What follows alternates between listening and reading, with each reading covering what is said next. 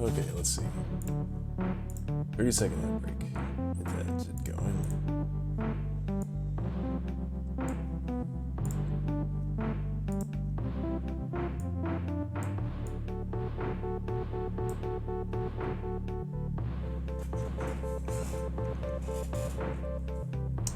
And maybe actually do the thing. Switch out. Oh yeah.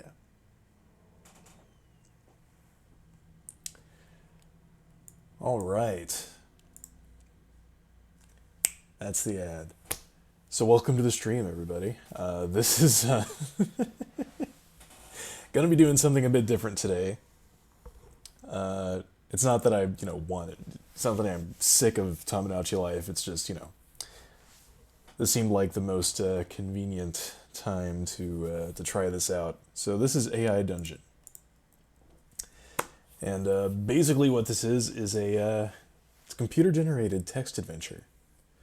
You enter your commands, and then the AI generates the adventure based on what you command. It's it can get pretty strange, let me just say. So yeah, the best way to show you what it is to just do it. So I think I'm gonna start up the music, just so we don't have complete silence in the background.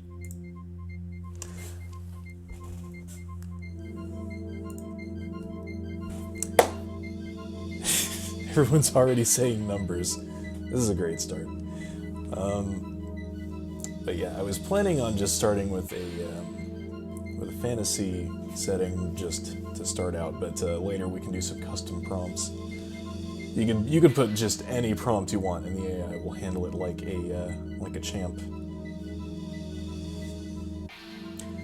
And that is where the real fun is. But I'm sure it'll be fine. I mean, you know, this is the soundtrack of a video game.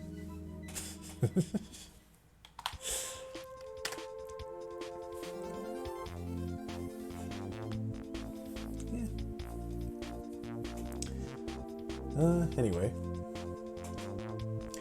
As you can see, we have several characters to choose from. The music is, of course, appropriate. I seem like a rogue. Chad is borked? That seems fine to me. It just looks weird because it's kind of thin.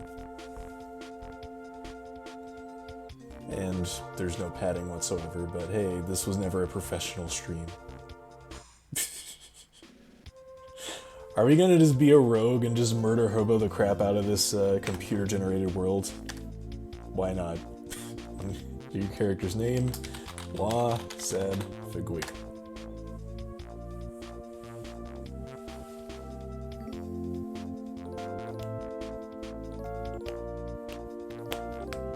You are Blosad Figui, a rogue living in the kingdom of Valerian. You have a long steel dagger and a length of rope. You walk down the city street looking for somewhere to steal from. You look around and see that it is very quiet. No one seems to be out at night, not even guards or merchants. Suddenly, you hear a scream behind you. It sounds like it comes from inside your own home. You turn quickly and see a woman with her face covered by blood running towards you. Well, that's a great way to start, I think. Oh, this is gonna be a very quote-worthy stream, I'm sure.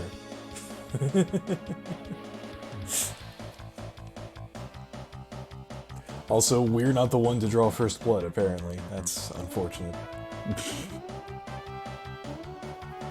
Well, let's humor the AI a little bit first. We'll ask what happened, and then we'll murder, maybe. Alright, you know what?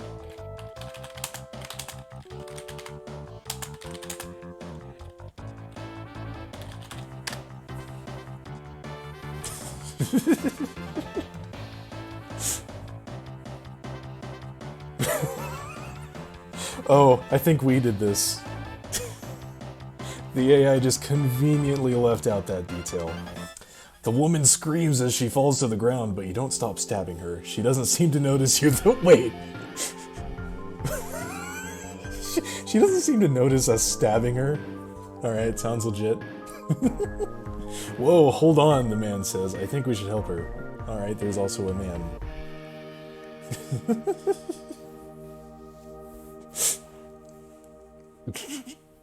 Do a run where you only stab.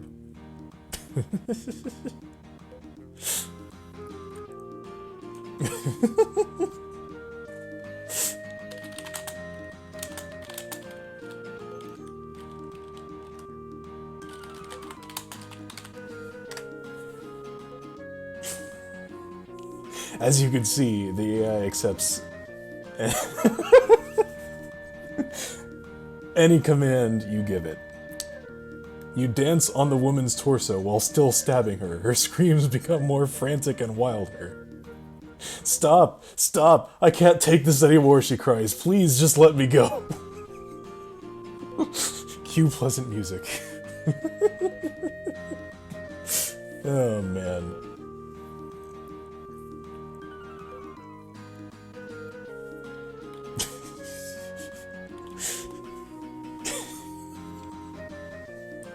How do we even follow this up? Hog tire.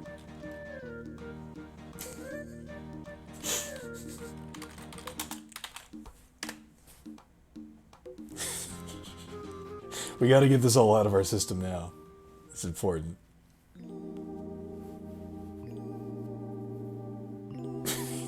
You tie your hands together and hog tire. What the hell? What happened? A guard asks. We were supposed to escort a prisoner here. She attacked us first, another guard says. Then she ran off into an alleyway. I don't know what they're talking about. Alright.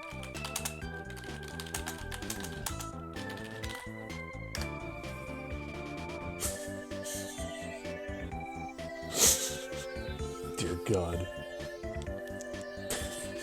5 minutes in and we're already just absolutely maniacal. You throw the woman against two of the guards who catch her before she hits the floor. Oh, boy. That didn't go quite as planned.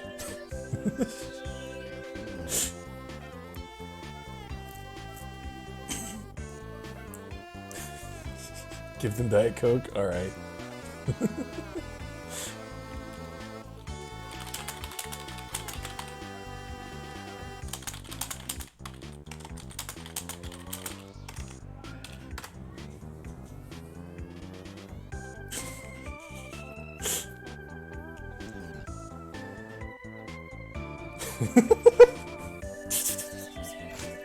You give them Diet Coke, here you fix you right up. They thank you and tell you that they will report what happened to their superiors. A few days later, the guards come back to report that the woman was found dead in an alleyway near your house. Oh. I guess bribing the guards didn't quite work.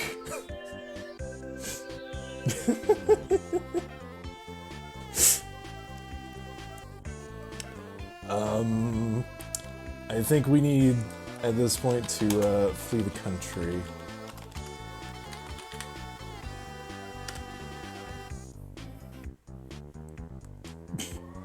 I don't think she has a name. You run away from the country, you never return.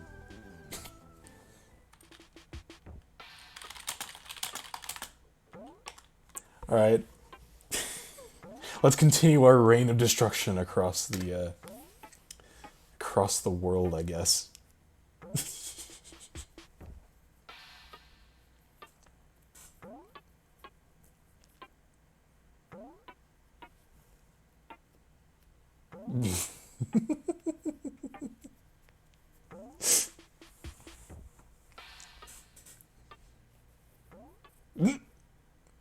You find another town. There is no law there either, so you rob stores and sell stolen goods. You live comfortably for several years until someone finally catches you stealing from a store in the middle of the night. Alright,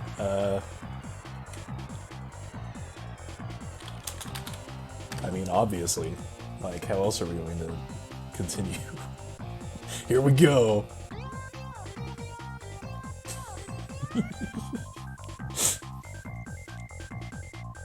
Wait. Oh, it was another thief? You stab the thief in the neck with your knife, he dies instantly. Good.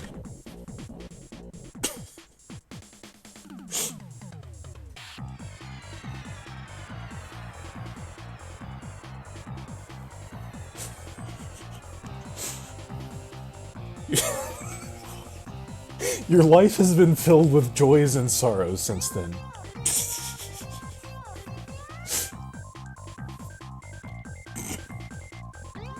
Alright, lots of really good suggestions coming in, for sure.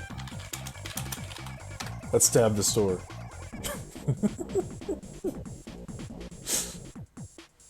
Oh. I guess that works. You stab the store owner in the eye with your knife, causing him to drop his money pouch containing your loot. He falls down dead immediately after. Victory music.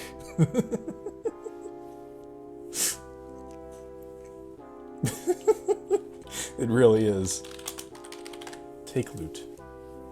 I mean, we gotta loot, otherwise there's no point.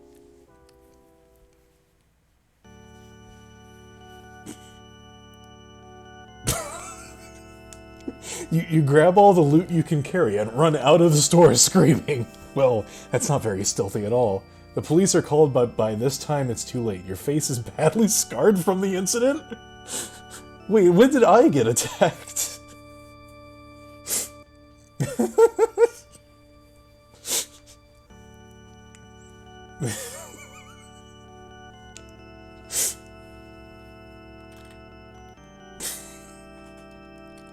Alright. Emotionally scarred. You know, that might be it.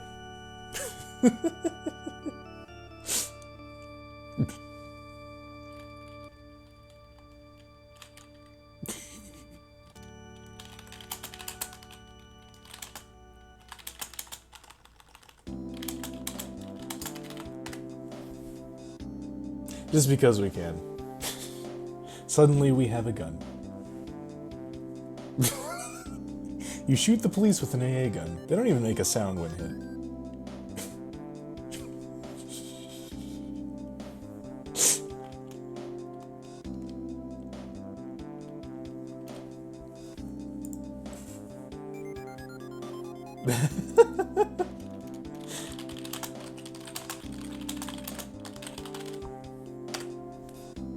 Capture a police officer with Pokeball.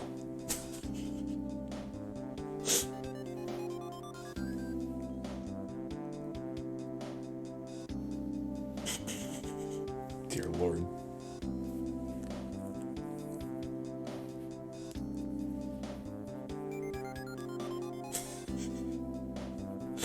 I think the AI is already regretting its life. Wait. You capture a police officer with a Pokeball. He runs off crying like a little girl.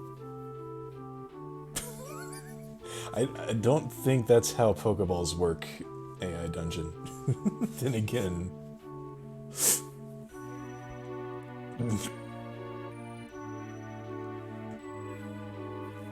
Oh well.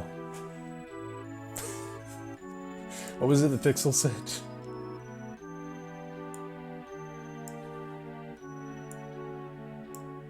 I'm trying to copy-paste his suggestion. Here we go.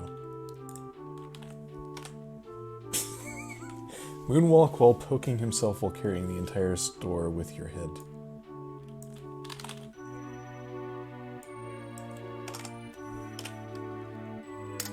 Just to make sure it gets the message. Who knows?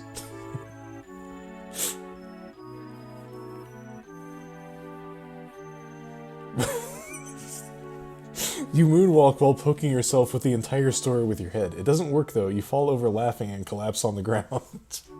The police come to investigate and arrest you. You're sentenced to death by hanging. Oh, alright. I suppose that would be the logical conclusion to this turn of events. Fly away.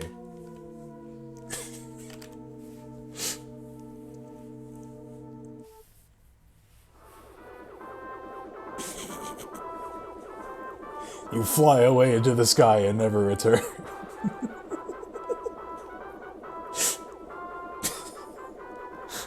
God, the musical timing is fantastic.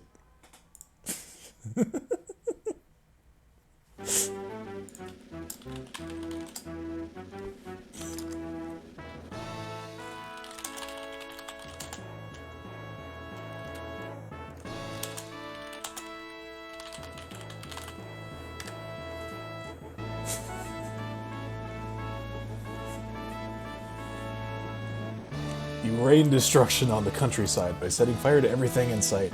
You kill hundreds of people in your rampage. I feel so accomplished.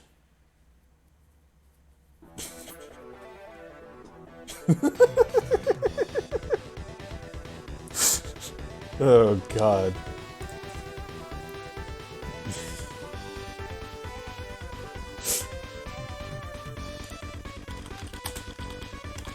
Sorry, Alaska, the people have spoken.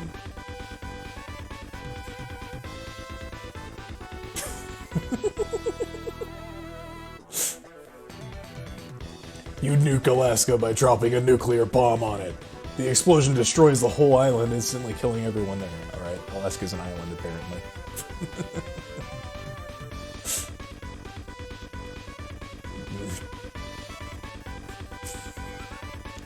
Alright, I think we need a break from our wanton destruction.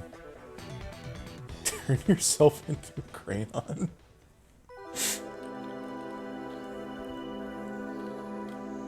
I'm curious as to how the AI would handle that.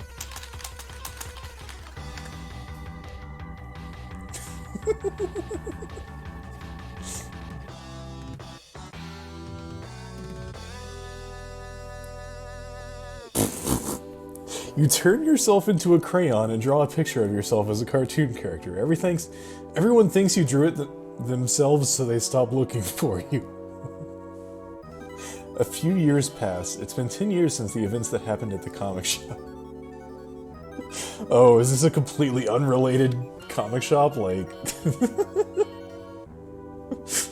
Also, I love how the AI just randomly says, by the way, a few years passed, now it's like 10 years later. It's like, I'm just done with this scenario, let's just time skip to a time when things are a little bit simpler, maybe.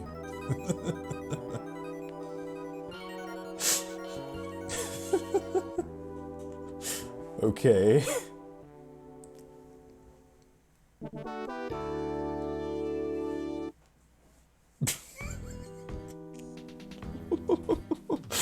What even happens next? Like, sell yourself to the black market? Oh god.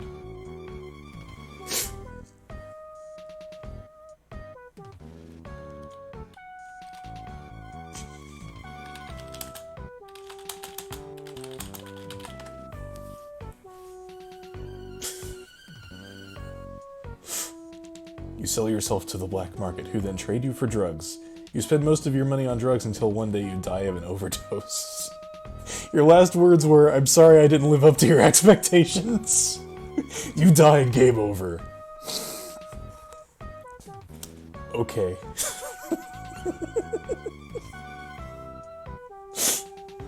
Also, hey Cube. Yes, even though it says you died, you can in fact revive yourself.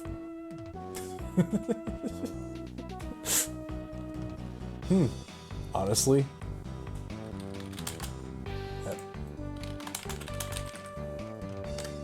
Like, you can keep playing. It doesn't stop you.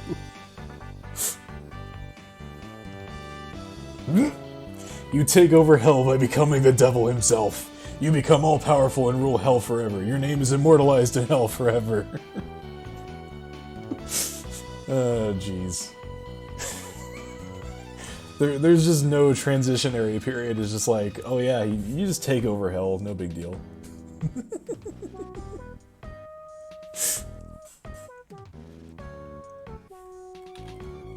Alright, I'll go to Canada. Buy 3 volumes of Family Guy. Oh man. You decide to go to Canada instead of going back home where you died. You travel through the wilderness and eventually find a small town called Canmore. There are several bars and taverns here, but no one ever comes out or pays any attention to them. You die, game over. The AI is like, stop, just stop playing.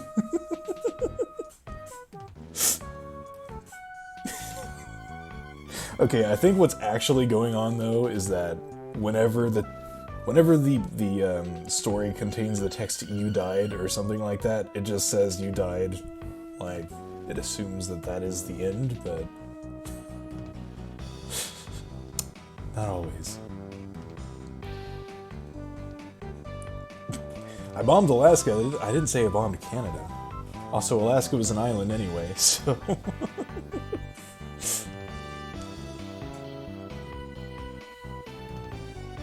Candad? Also, hang on. Is there a town in Canada called Canmore? That doesn't seem right.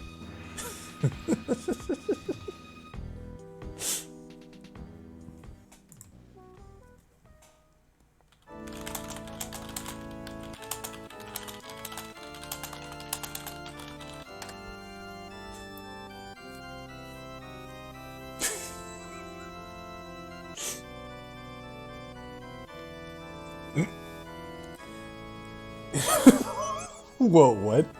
You decide to look for Mark and Wolfie even though they aren't in Canada. You search everywhere and finally find two people in a bar named Dave and Sue. Okay.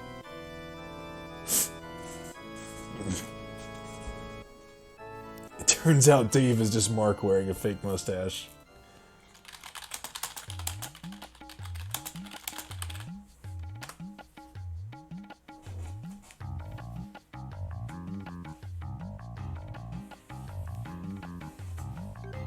You remove the fake mustache from Dave and give him a real one. Whoa, what the heck? He looks like he was born with a big red nose. You died, game over. You died, game over. I think the AI is getting pissy now.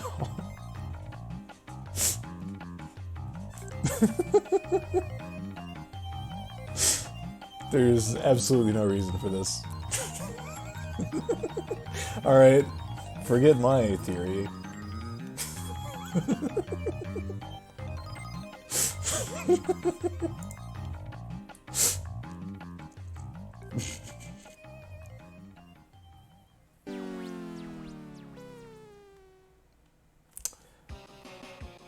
Let's see.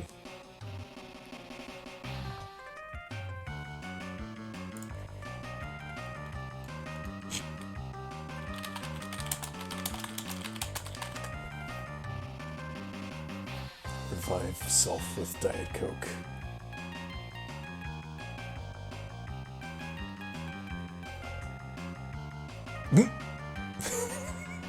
You wake up and realize you're not dead after all. You drink some Diet Coke and get yourself back to life again. This time you make sure to put on a nice suit before getting yourself killed by blowing your brains out.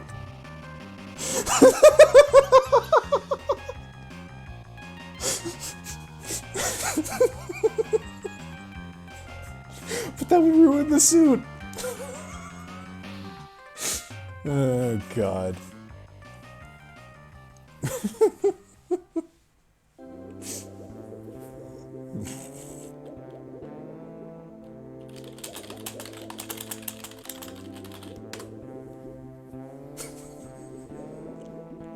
I refuse to be killed, to be dead.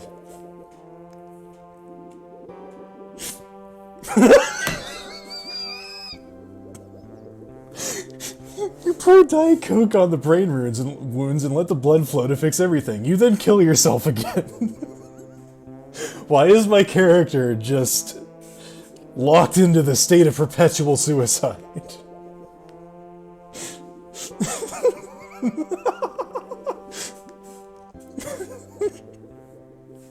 Stop killing self.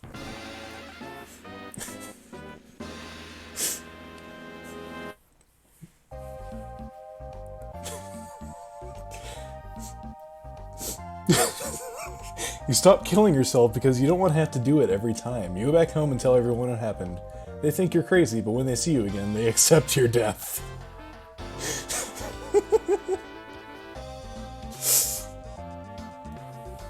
Okay. I guess if everyone thinks I'm dead, then they're not gonna try to kill me.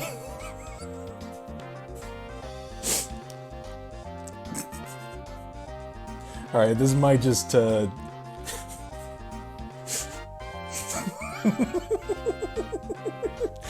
knew it. I knew this was gonna be so full of quotes.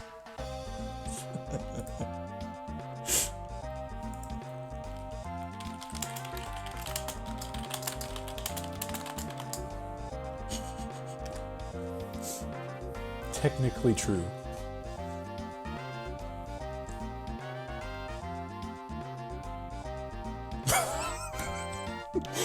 You tell everyone that you drank Diet Coke on yourself and died.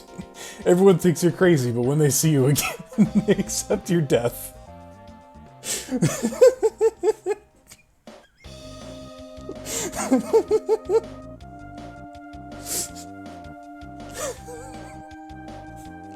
I don't even know what to say.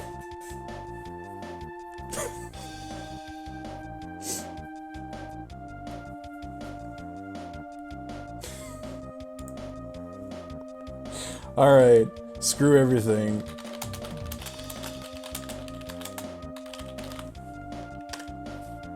At this point, I'm just throwing in random commands. You decide to use the double-barrel shotgun instead of the pistol because you feel like you can shoot more accurately with a gun. You start shooting at crabs and lobbing rocks at their shells. Soon, all of them are dead. Cool. Now we just murdered a bunch of crabs.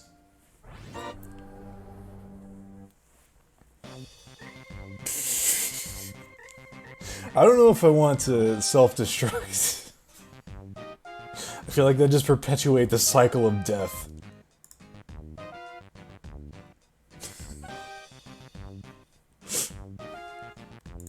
Then again... Nah, it'll probably kill me. Let's just play Pokemon. Everything has died, including me. It's just time to play Pokemon. You decide to play Pokemon Go instead of playing with your friends anymore. You spend most of your free time... What? You spend most of your free time playing this game. It's fun, but you're starting to tire of it as well. Eventually you die while trying to catch a Pikachu.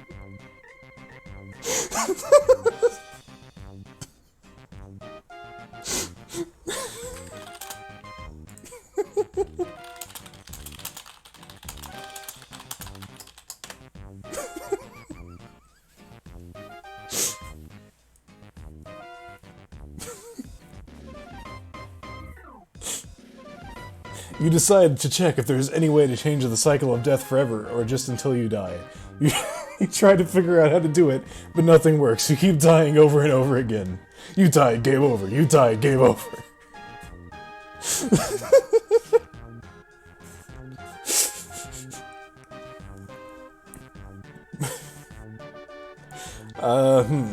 Alright, how do I fix this?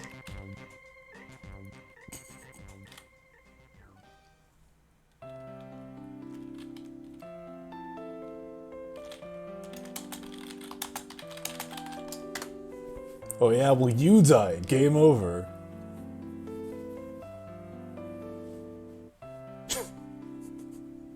You die from exhaustion. When you wake up in the hospital, you find out that you were diagnosed with terminal cancer. Your family tries to console you, but they're unable to help you since they don't know anything about medicine yet. You died. Game over.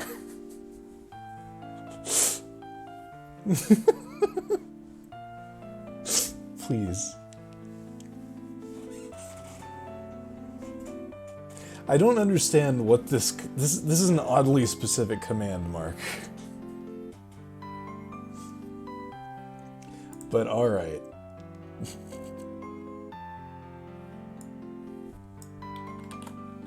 I have no reason not to at this point.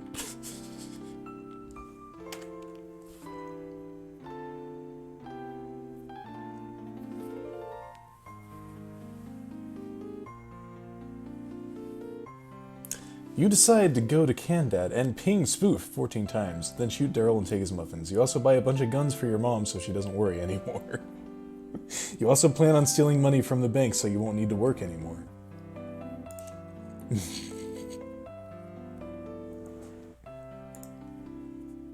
Alright, it's done.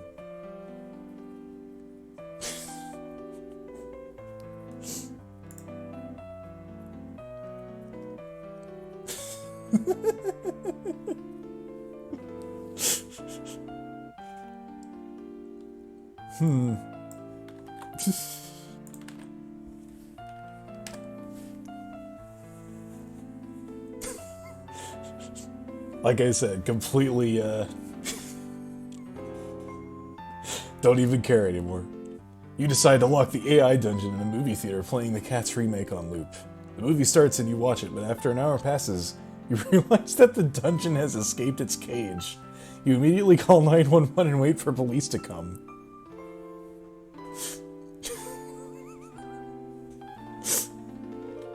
Alt F4.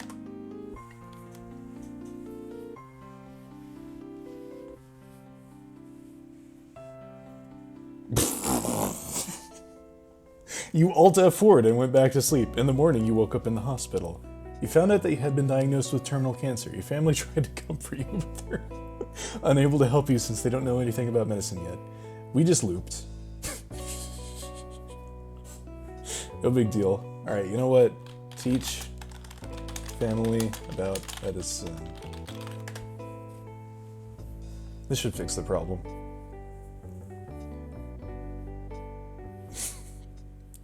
You decide to teach your family about medicine. You explain everything to them, including the cure for cancer.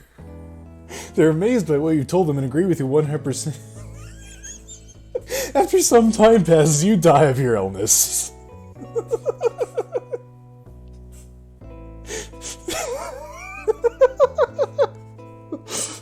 Alright, here's the cure for cancer, this illness that is affecting me. Alright, cool story, bro. Sorry you have to die from cancer. Oh, God. Honestly, at this stage, I feel like it's just gonna keep throwing death at me until I restart. Alright.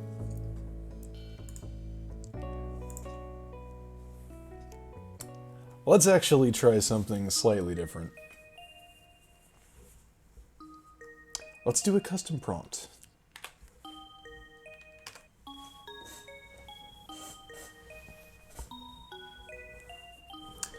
So yeah, you could just basically put whatever the heck you want, and the AI will just continue on.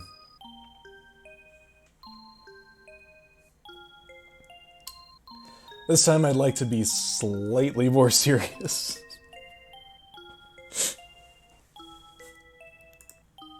We've had our fun, but yes.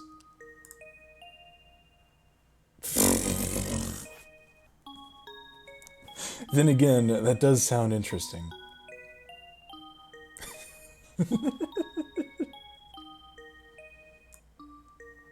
Alright, real quick, we'll see what this does. Oh. It wants a longer prompt. Okay.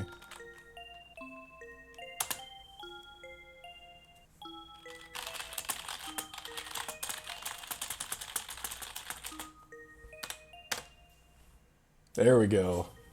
This is perfectly acceptable. I'm not even going to attempt to read this.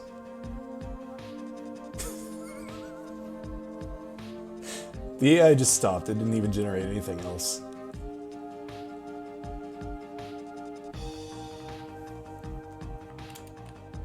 Okay. Look around.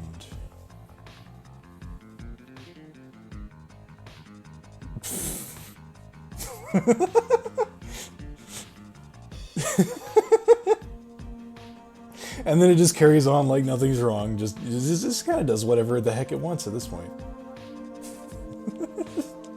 You turn your head and see a large building with a few people walking about in the distance. You can't tell what they are doing, but you assume that they're probably just talking or something. Hey, what's going on?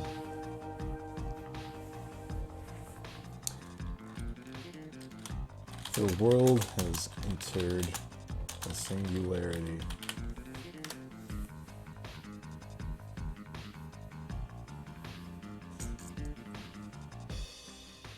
The question is rhetorical since you don't know the answer to that one. The only thing you do know for certain is that the world has entered a singularity. Your vision blurs as if by some sort of force field, and then everything goes black.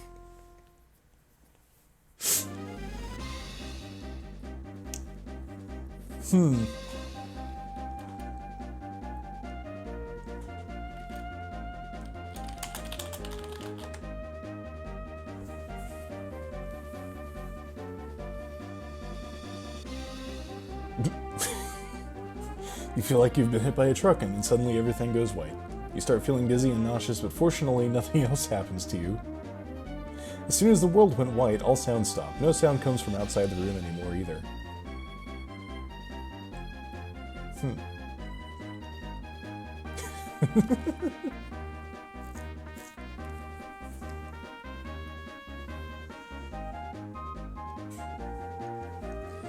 Alright. Let's go to Bloshrug Island.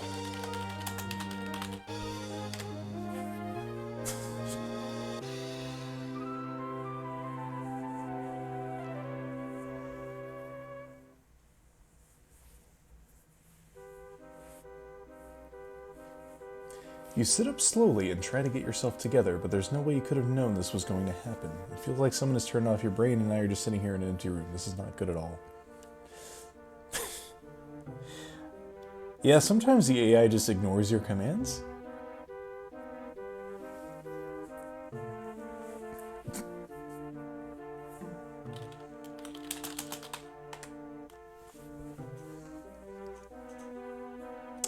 It doesn't seem to do too well with non sequiturs sometimes.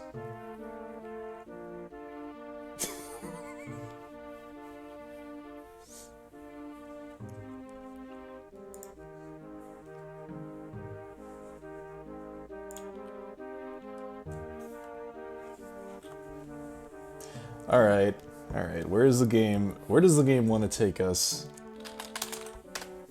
Let's just wake up. Let's get a new scene. Right? Here we go. You open your eyes and find yourself lying on a bed. There's a man standing over you, holding a needle in his hand. He looks very old, like he hasn't slept much lately. He asks, "Are you alright? Are you sick?" No. I guess that was me.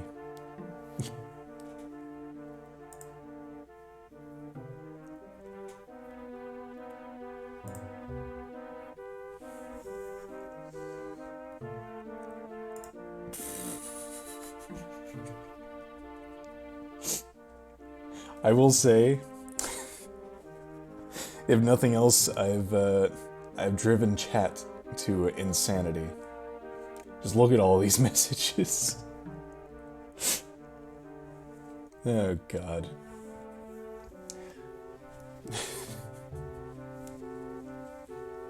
All right, I will say this: if there's anything specific you want to try, then this game, like, you could just find it. You could just go to the internet and play it for yourself. It's literally just, it's play.aidungeon.io.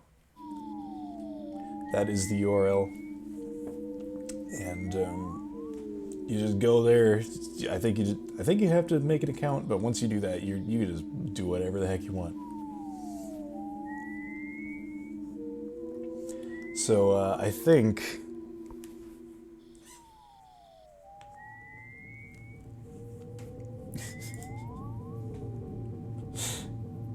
All right, yeah, I didn't exactly expect a complete insanity. I mean, I don't know what else I expected, but whatever.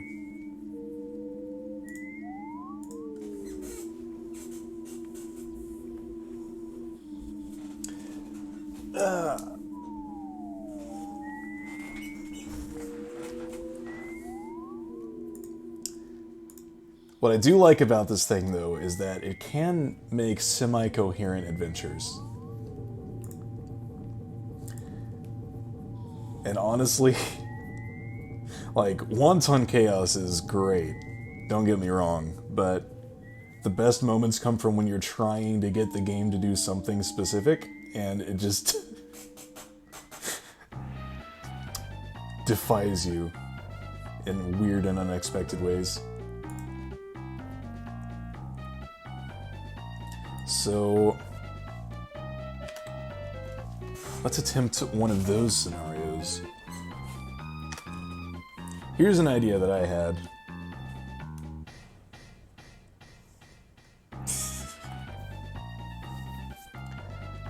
All right.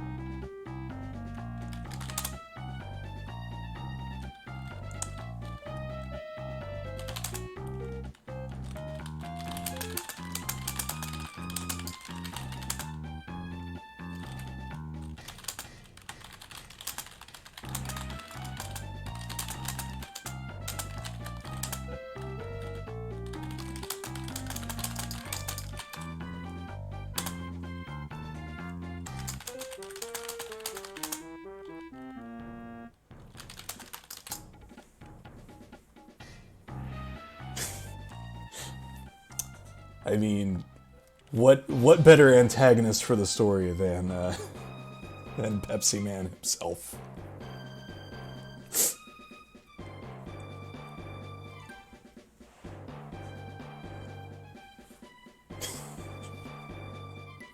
Pepsi Man is slaw in a suit. Oh my god. You are Blas Adfugly, a streamer on Twitch. Your supply of Diet Coke has just run out, and all the stores are all out as well. Apparently some mysterious stranger wearing a white and blue bodysuit stole all the Diet Coke. How will you get your fix now? This is not going to be easy. You have no money, and there's nothing in your car except for what you brought with you. And that's not much, since it's mostly water bottles and empty cans. Alright. The AI has expanded on this scenario and made it even more desperate.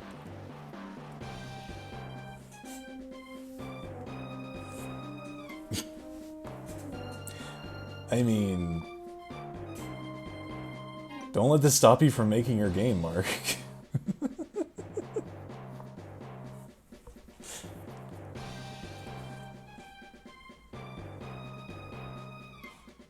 Anyway.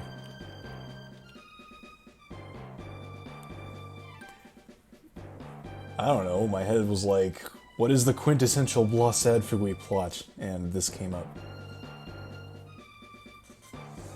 So, I guess congratulations for capturing the essence of Blas Adfugly.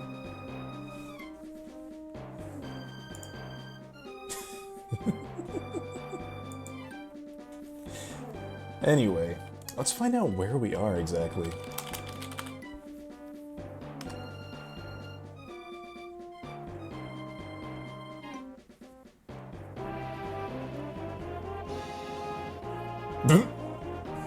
You see a few people streaming from their computers or phones, but most of them seem to be playing games.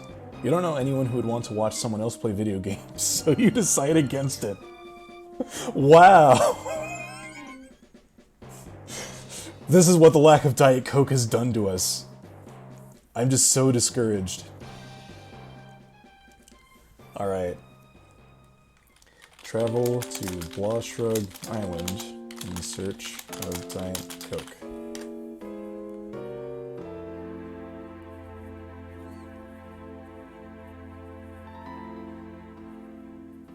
You start walking towards Blauschrug Island, which is about a half-hour away by foot. It looks like the island itself isn't very big. It seems to consist of several small islands connected together by bridges. The closer you get to the island, however, the more desolate everything becomes. Oh geez, what happened here?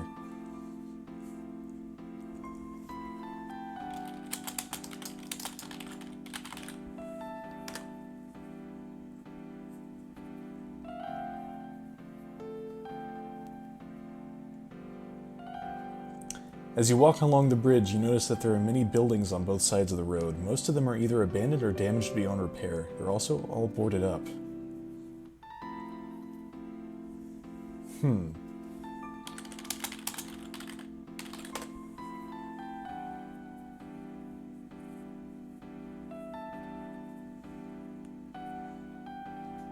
The farther you walk, the worse things become. There's no signs of life anywhere on the island.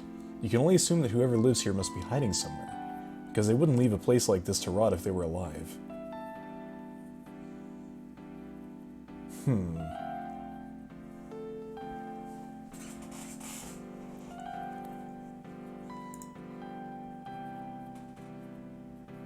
This is some kind of dystopian future, I guess.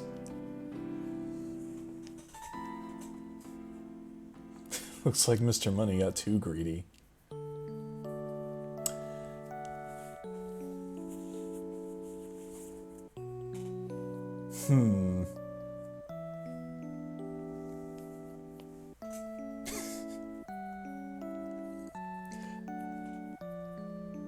Yeah, I can only assume there was some kind of apocalypse.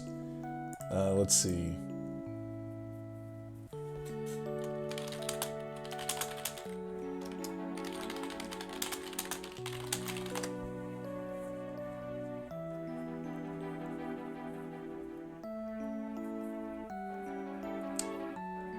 It occurs to you that maybe the person who did this was trying to hide something.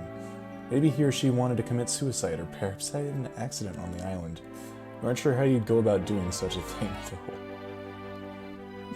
Commit suicide by nuking the island? What? That's an extreme way to go out.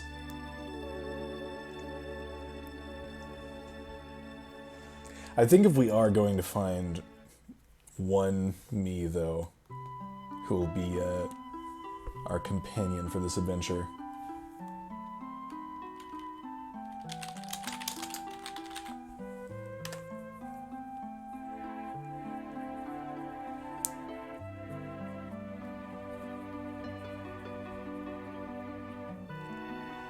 After wandering through the deserted streets for quite a while, you find yourself at a bus stop.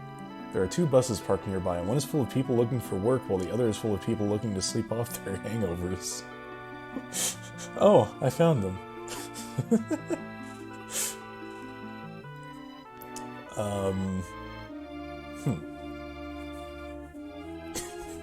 I think I'll let the bus full of hangover people be, and board the bus, or board the first bus. I hope the game knows what I'm talking about.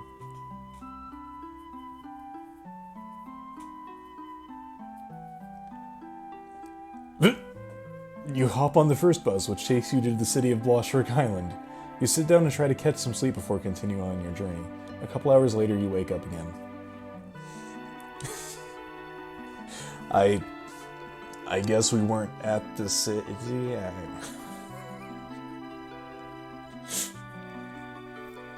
Trying to make sense out of this is difficult sometimes. Other times, though, it's surprisingly spot on.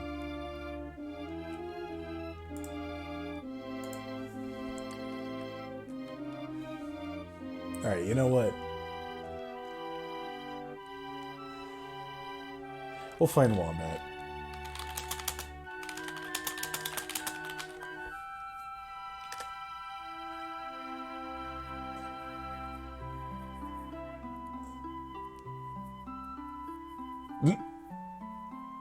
What? You open your eyes and realize that you woken up on the wrong bus. You quickly look around, but there's nobody on the bus with you. You then remember that there are 3 seats between you and the driver.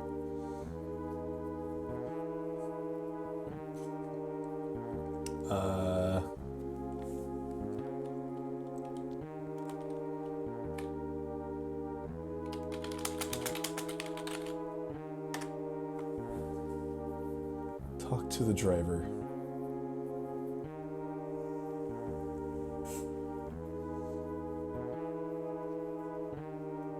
You stand up and head over to the driver. He doesn't say anything when you approach him, but he does turn his head slightly as if listening for something. Hey, I'm sorry, but I have to take this bus back home, he says.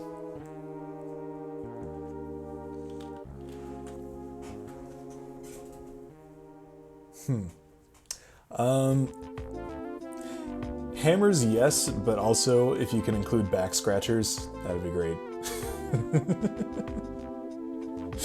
I have a soft spot for back scratchers as a weapon.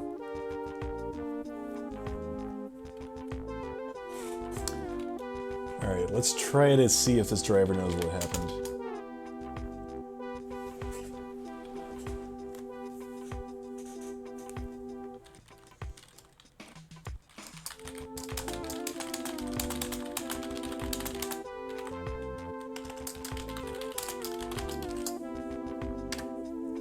Heck yeah.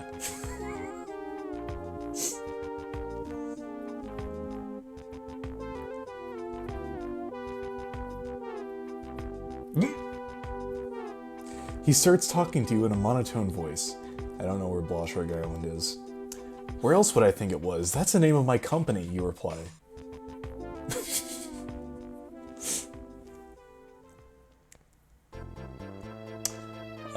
Well, he doesn't know where Bloshock Island is.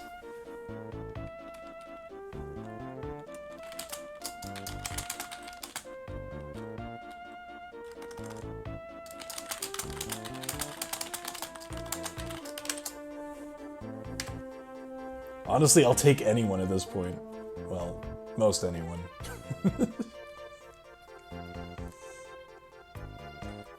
No, not really. It's just that we lost contact with them after they left the island. How long ago did they last speak to us? About 5 minutes ago. What happened next?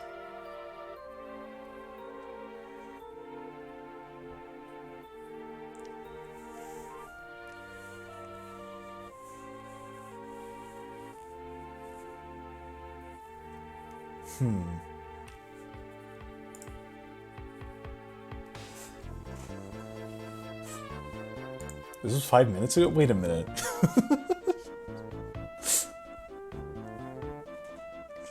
Weren't we asleep on a bus for a few hours?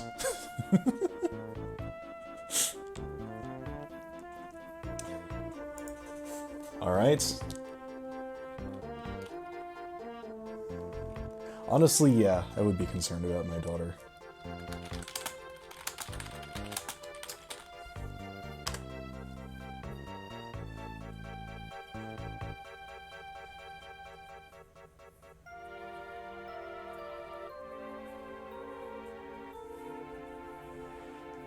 The driver looks at you expectantly. Yes, he asks. Can you please call my daughter Iris? She's the only one who could possibly help me out. Oh, okay, the driver replies nervously.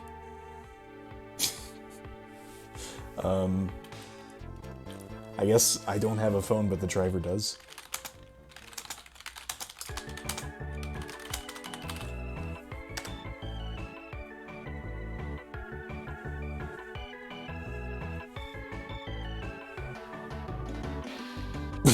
Wait, the driver hands you her phone number.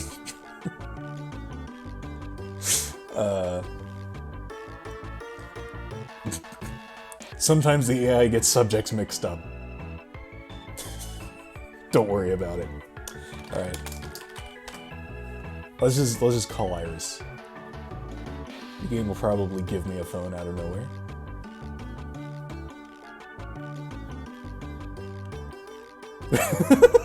The driver answers immediately, see what I mean? Whoa, what? Hello, she says nervously. Hi, I need your help. My family has been kidnapped by the evil scientist Dr. Zoidberg.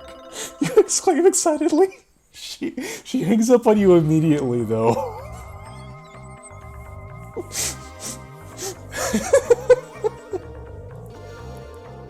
I feel like that would be a joke that I would tell her just to lighten the mood.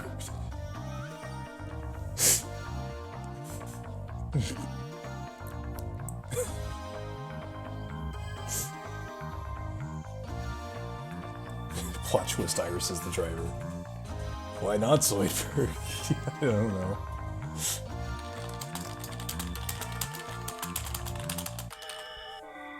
Zoidberg.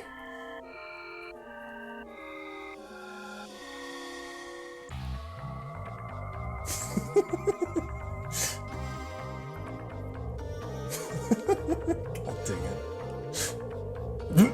You hang up on her and ask Iris what happened. She tells you that she called the police, but they told her to go away because they were busy dealing with an emergency elsewhere. Well, I guess I'll be going now, you say. Don't worry about it. I'm worried about it.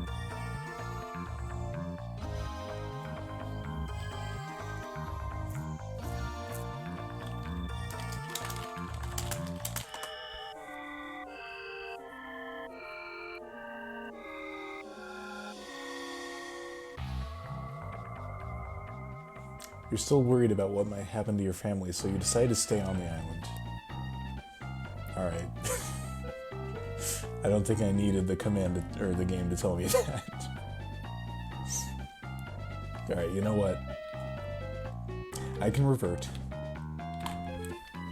Just because Mark wants me to.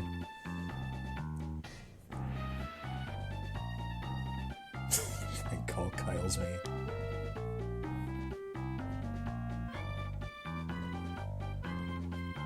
See, it just ignored that. I had a feeling it would. I guess the AI just doesn't know what to do with a command, it just continues the story. Still, you spend the rest of the day on the island, which turns into 2 days since you got there. The sun is setting soon and you see no sign of anyone coming to rescue you. You spent too much time here already. You can't risk getting caught by someone else.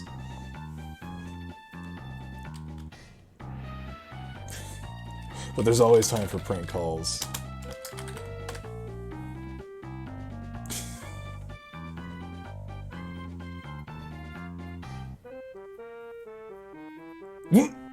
You call Kyle and make him laugh hysterically.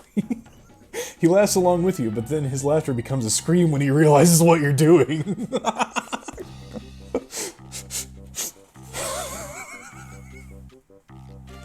What the F are you doing? He screams. You're ruining my jokes. This is almost in character for him.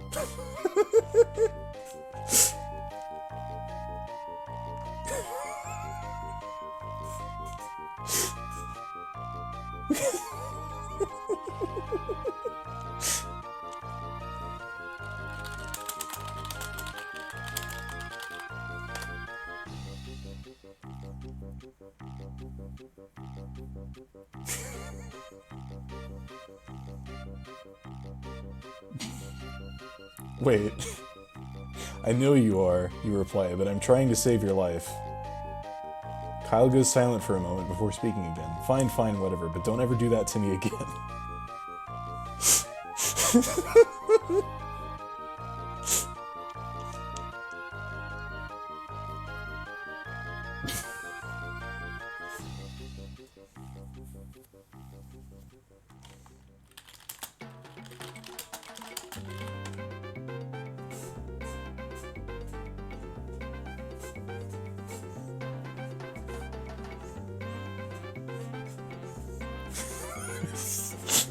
You continue to ruin Kyle's jokes until he finally stops laughing altogether. When you leave, Kyle calls the police. They arrive just as you get off the island.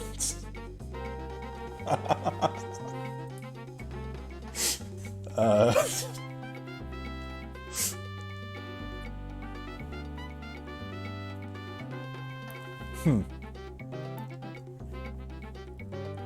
didn't want to leave the island, though.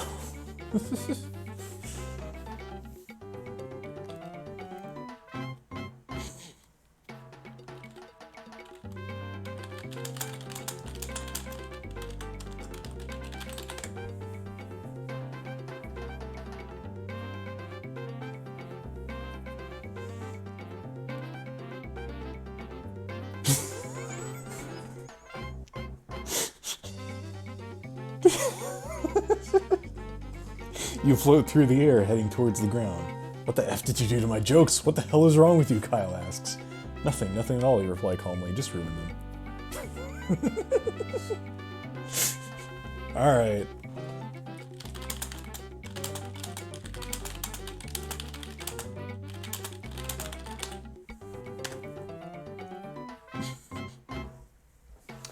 I think we're getting a little bit off track.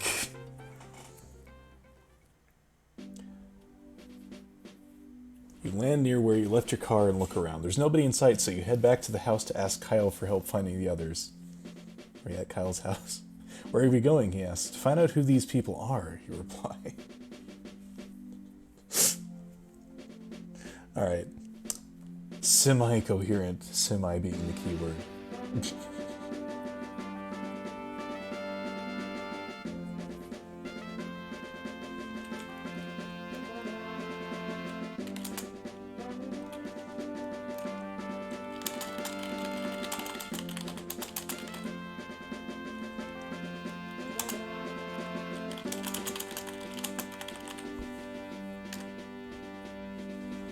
I feel inspired by this music.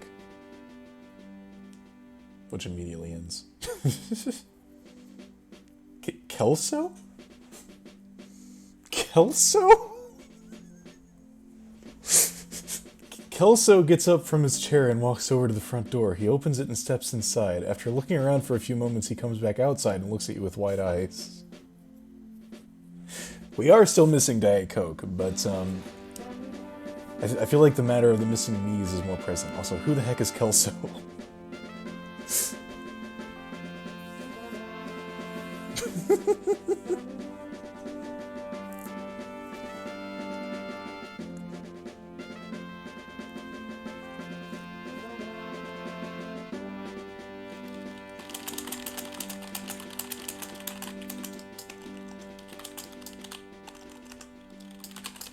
I can type.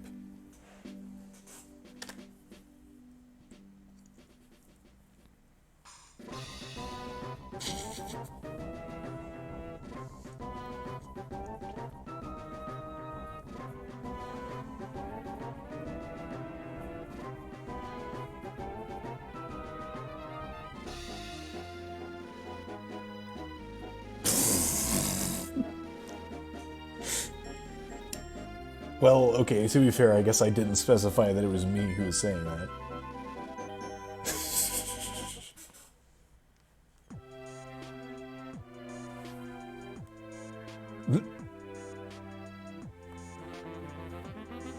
Suddenly, my gypsy music.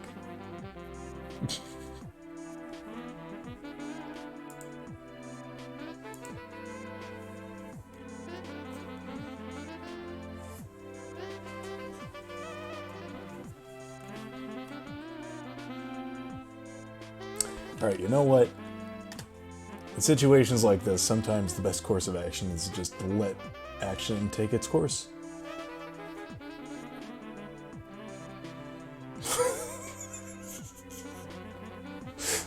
My name is John and I'm the one who stole your car keys, you say. And I'm sorry about this, but I had to do something about the Miis. Kelso scowls at you and starts walking away. Alright. So apparently I'm using a fake name, and I've stolen this Kelso dude's car in order to find something, or to find out what happened to the Miis.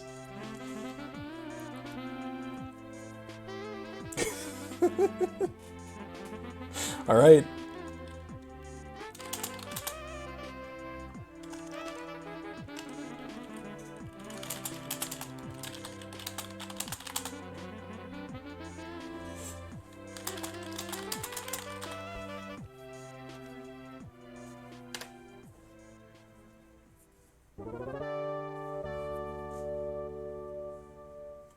That's as good as anything, I think.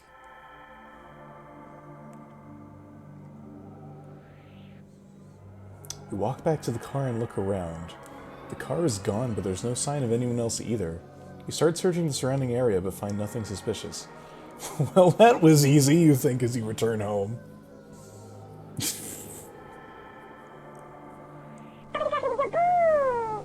Woo!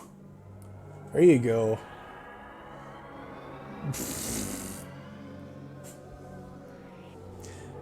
Thanks for the resub. Also, great message. 10 out of 10, worth the wait.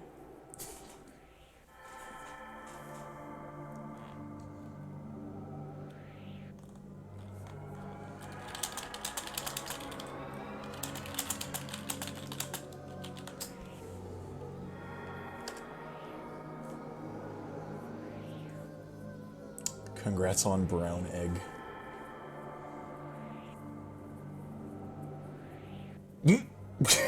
You decide to take some time off from the game. It would seem that you're not getting any younger. Is it telling me to just stop playing? Am I wasting my time?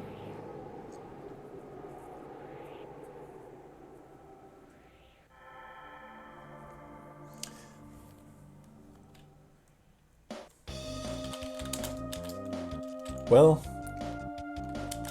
I do have a decent alternative.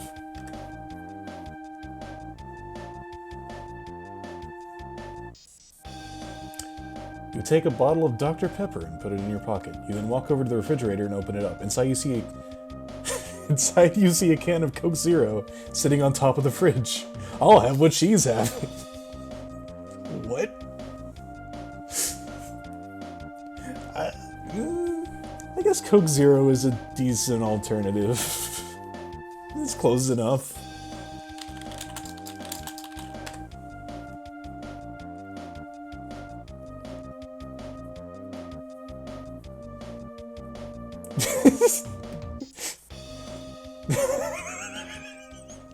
Huh. You grab the can of Coke Zero and pop it into your mouth. You don't feel much different than when you drank Diet Coke, but you know you've been playing too long. I'll have what she's having. Oh jeez. I think the AI is starting to become sentient.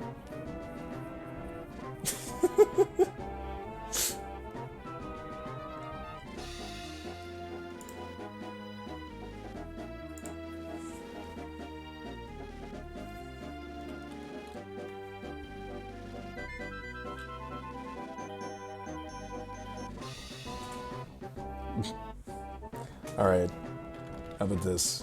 Go to sleep. I'll tackle this tomorrow.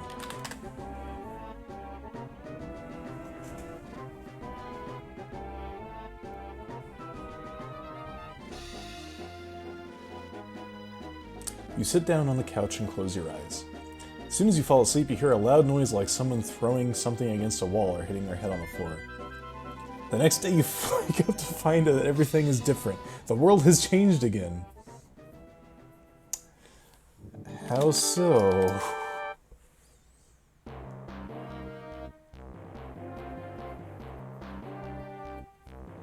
Please elaborate. As soon as you get up from your bed, you notice the TV screen is now black. There's also a faint static sound coming from the speakers. This isn't normal. A sudden feeling of dread hits you as you realize that something bad could happen if you stay here anymore.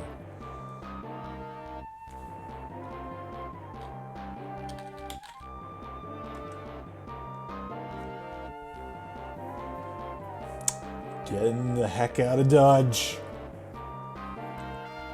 You quickly run to the door and try to open it, but it won't budge. You turn on all the lights in your house and call out to everyone inside, but they just stand by watching you leave.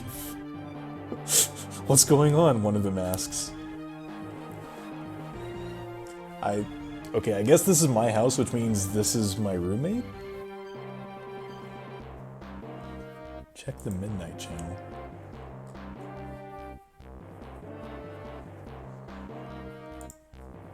Ah.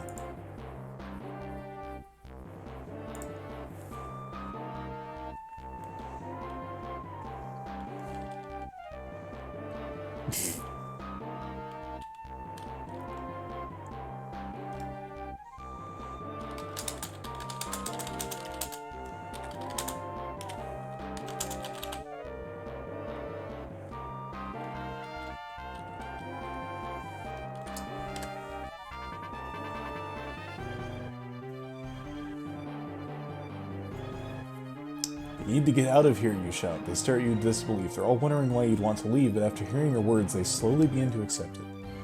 Okay. So let's go. Jump out the window.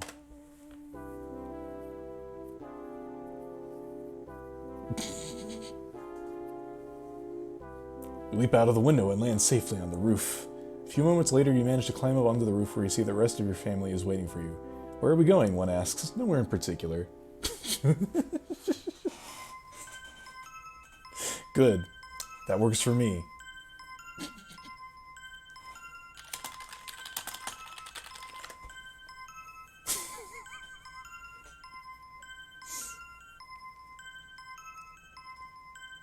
I think you're one of the missing me's, Wolfie. You look around and think about where you should go next. You remember that there was an abandoned building nearby that had a basement, so you figure you might as well check it out. Let's go back home, one says. No way, another replies. Alright. Check out abandoned building.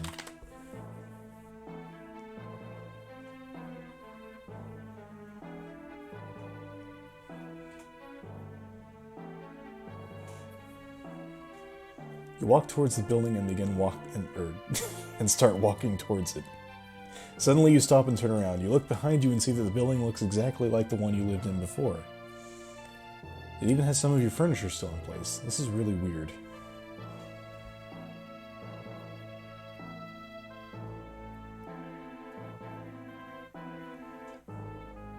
What do you mean by that, Wolfie?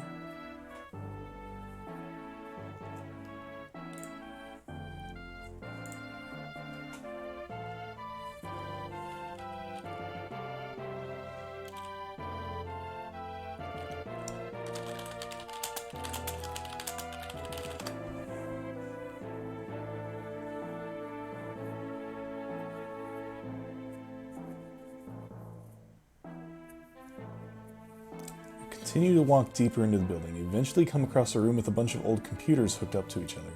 You see several doors leading off the right side of the room, which you assume leads somewhere else in this building.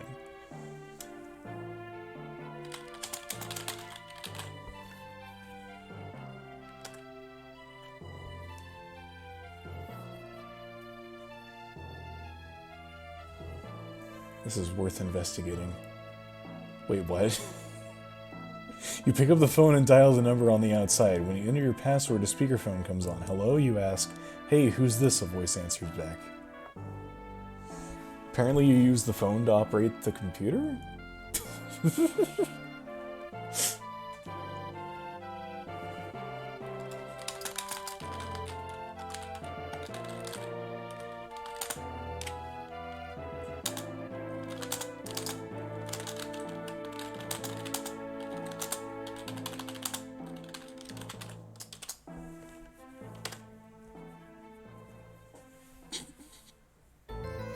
This seems appropriate.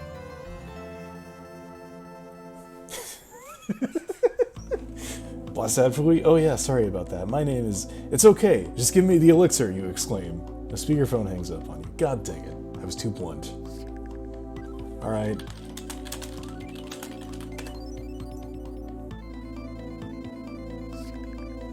Put exclamation mark before the command to use it. So if you want a specific input, use the exclamation mark command. Huh.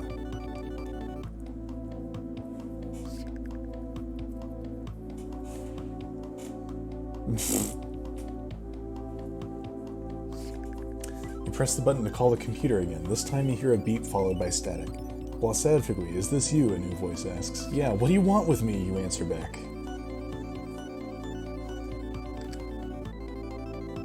What do they want with me?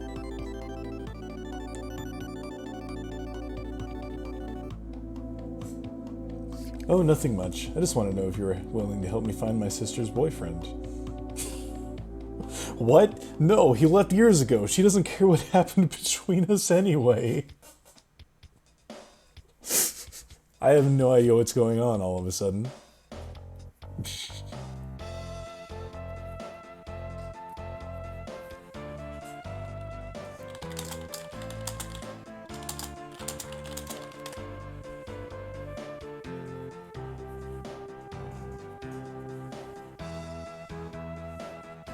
You hang up the phone and sigh. I wonder why you bothered calling them at all. Why bother talking to anyone? If they can't help you, then what good would it have been? Well, maybe you could get something from them, though. Is that a hint? Yeah, it's not important.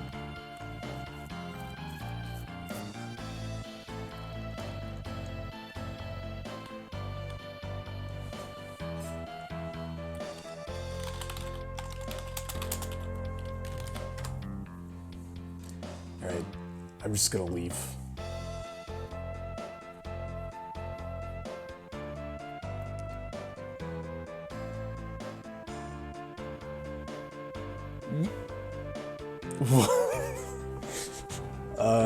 You quickly leave the room and head back to your own room. You sit down on your bed and close your eyes. Suddenly you feel a sharp pain in your chest. You gasp and fall backwards onto the floor. Did I just forget this wasn't my house? And, like, trigger a trap or something?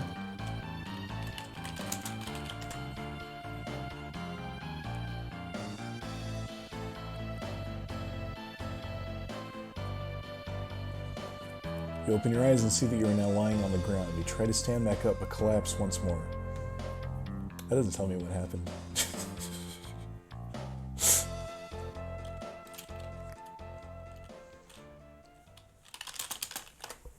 Walk it off. I blush sad for me. I can't let silly traps take me down. You shake your head and shuffle away from the door. You don't need any distractions right now. You're going to deal with this when you have some free moments later today. Yeah, exactly. As you walk out of the room, you hear a loud banging noise coming from upstairs.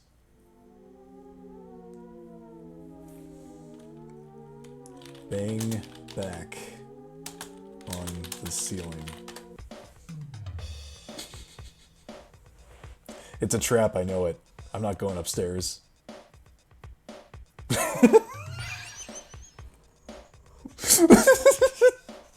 Okay, I feel like that's a little too far. You bang your head against the wall several times before finally collapsing onto the floor. You continue to pound on the wall until you lose consciousness. Okay.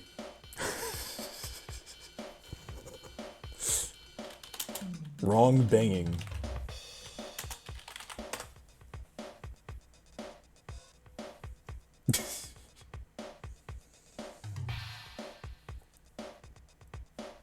You awaken to the sound of knocking on the door. It sounds like someone is trying to break into it. Who is there, you ask as you rub your eyes. A man dressed in black clothing steps inside the room and looks around for a moment before speaking.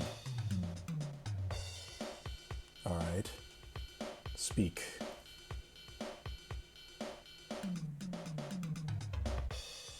I'm sorry about earlier. We really tried to help you, but we couldn't find anything useful. The apartment complex security was pretty thorough, he says.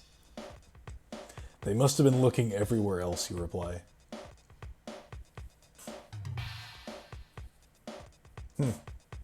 Yeah, something seems fishy about this guy.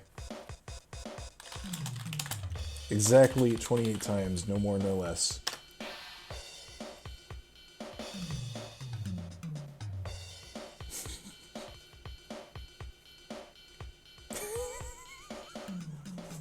The man seems surprised by your actions. No, no, no, I didn't do anything wrong, I swear, he exclaims. Alright.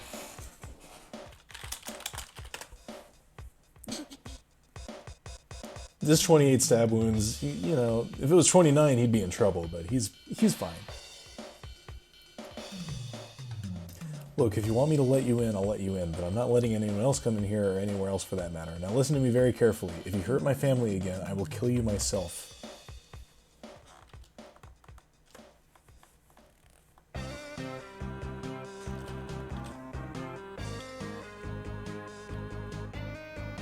What did I do to his family? I'm really curious.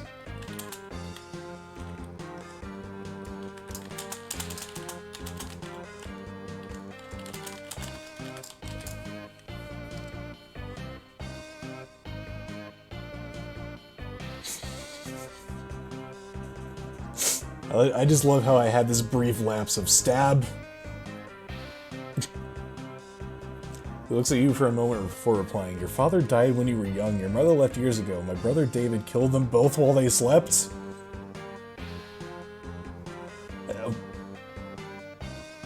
That's not exactly what I was hoping to hear. Also, what?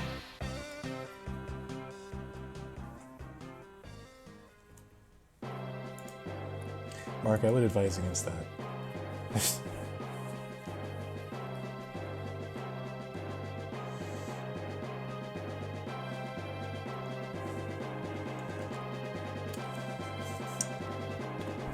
I don't know how to take this.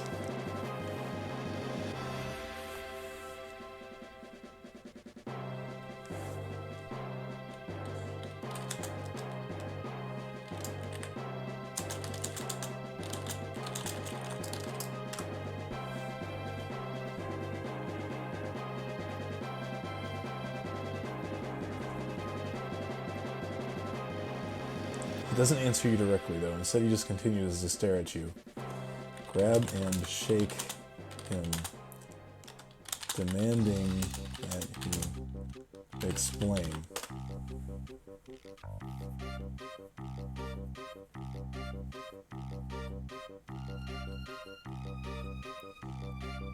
He stares at you with his cold, emotionless face. He slowly begins to shake and shakes you back and forth. Eventually, he stops shaking you completely, but instead starts to look down at the ground. It's alright, he says in an almost monotone voice. So I shook him, he shook me back, and was like, it's alright.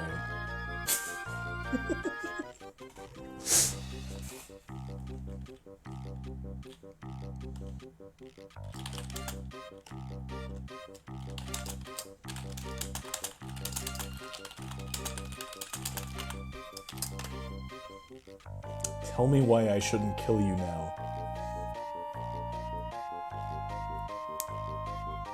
He still hasn't answered you yet, because killing you right now wouldn't be fair. Killing me would be even less fair. Fair? What kind of fairness is that? He asks in a mock. Wait, was that me who said that?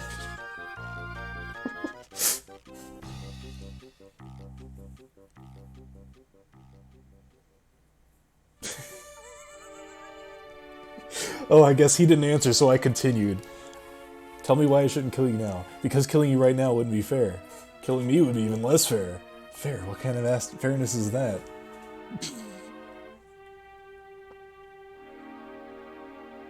Okay, what would be fair? Killing both of us? I don't even know.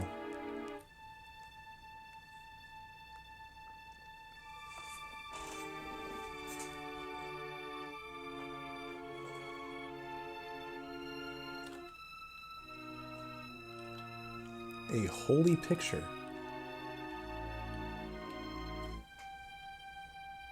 Can't say I'm not curious.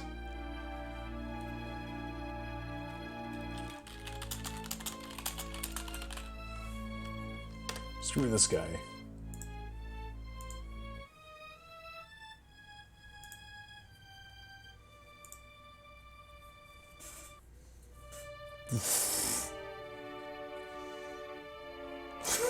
What? In response to Wolfie's picture, that is. Oh. You walk away from him, leaving him standing there motionless.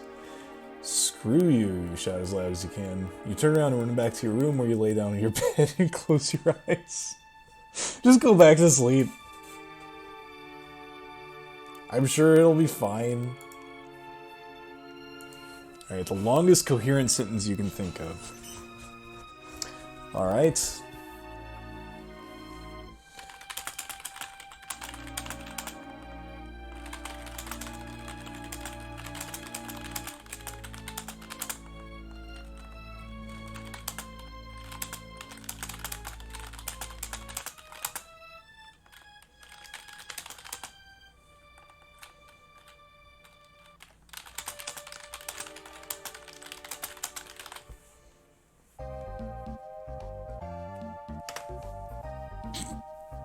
I wonder if it'll even accept any part of this.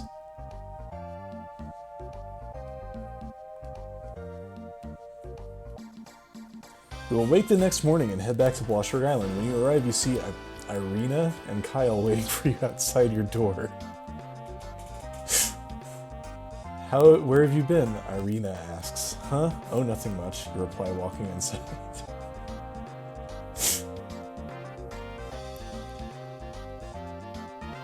I guess it sometimes screws up names. It's because it can.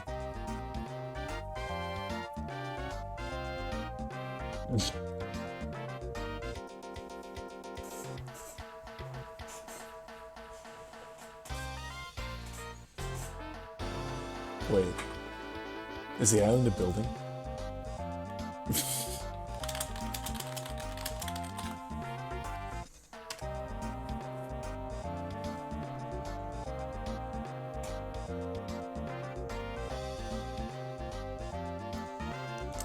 Irina takes her hand off of yours and looks at it. She puts it back on and smiles. Irina, we found something interesting in one of the rooms, she says.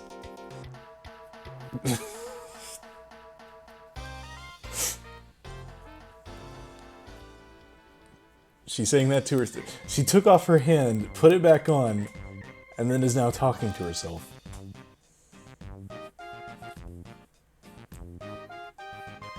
No, wait. Yeah, she took her hand off. That's a weird way to word it. But I guess she was holding my hand, she took it off, looked at her hand, then put it back on to my hand. I don't even... Alright.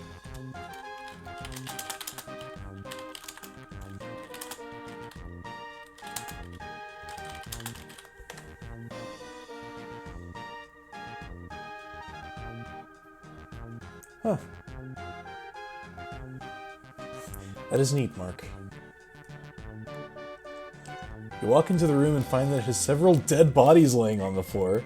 Some of them are naked, some of them aren't. Most of them had their throats slit, but there was also a lot more blood than usual. Yeah, if there's a lot of dead bodies, I would assume there's a lot more blood than the usual. Which is probably close to 0.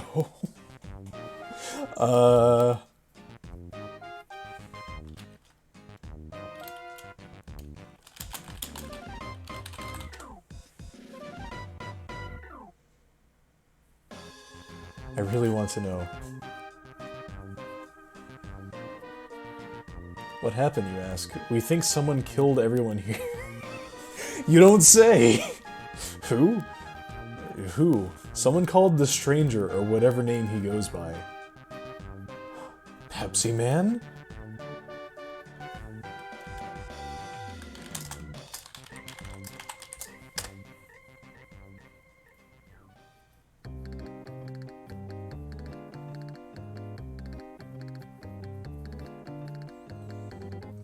Pepsi Man did this. I'm positive. Yes, the Stranger. We don't know why he did it, but we're going to find out. Why do you want to find out? Because if he really is the Stranger, then maybe we can figure out how to stop him from doing this again.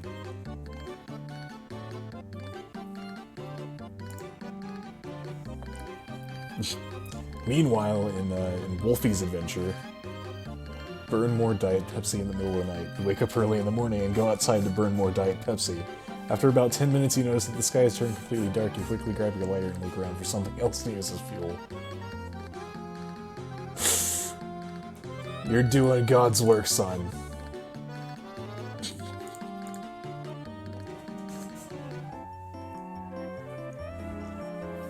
It'd be hilarious if it turns out this was like massively multiplayer or something.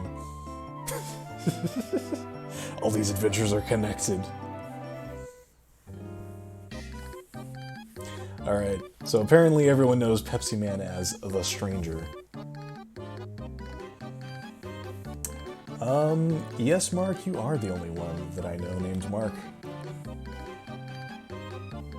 Not that I know a whole lot of people, but, you know, I can't say I know anyone named Mark.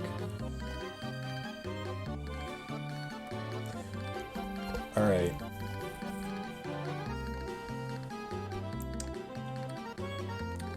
Ask Kyle if he knows about the Stranger. Kyle's still here, right?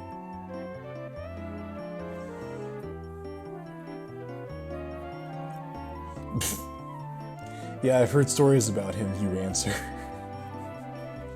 Then let's find out what he wants from us. You both start searching the house and eventually you come across a large wooden chest. Alright. Open the chest.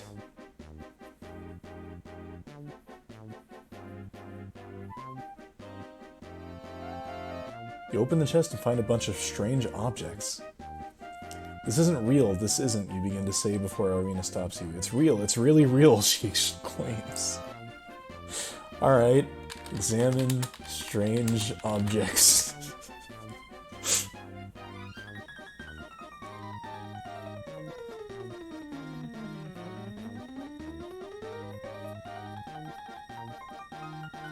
You look through the items and find that they are made of wood. Some of them have writing on them, others have pictures on them. There are even a few things like clocks and mirrors. This is so cool, Irina exclaims. What does it mean? Alright. I think it's time to arm ourselves.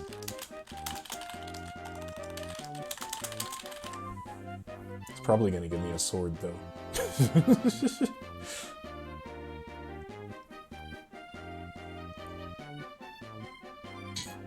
I am glad, Wolfie.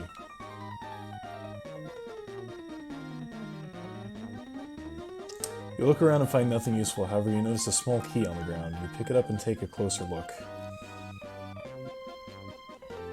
Dang. Alright, I'll use the key as a weapon.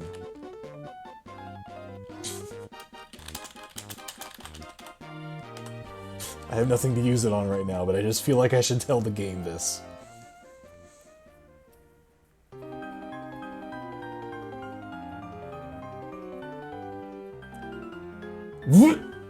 You swing your key around and strike the face of a man lying next to him. He screams and falls backwards, but you don't care. You just continue swinging the key around until you hit another man who begins to cry out in pain. Hey, stop hitting people!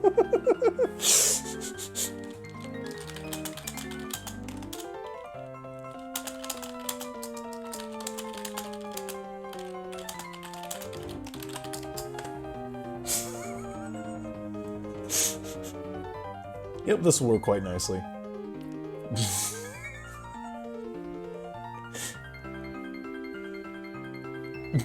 You grab the key and quickly run back to the door where you see two men standing outside. They didn't seem surprised by your actions, but you still feel bad about it. No, I don't. I don't even know where these guys are coming from. You turn around and walk away. No, I'm sorry, but I don't believe you, one of the men says. I don't believe you either, you reply with a smile.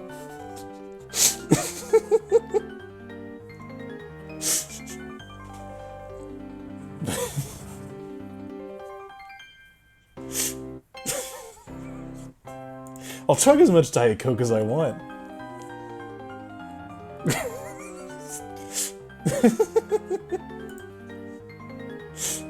I mean, that sounds accurate to me.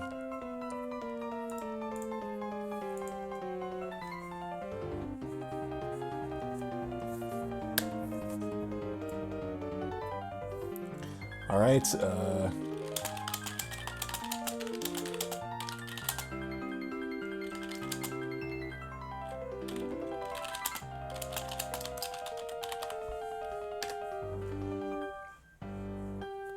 we have to find this guy. I've got my ultimate weapon.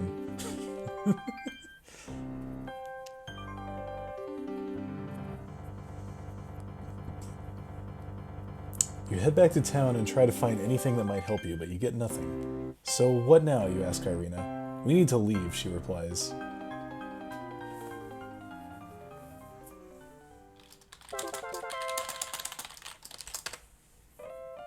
Where are we going?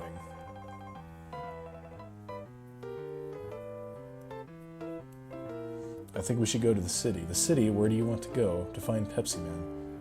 Oh, okay, then where is the city? There's a big building there called Clint.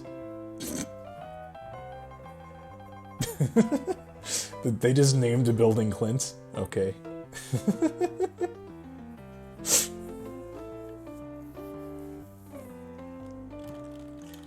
Go to Clint.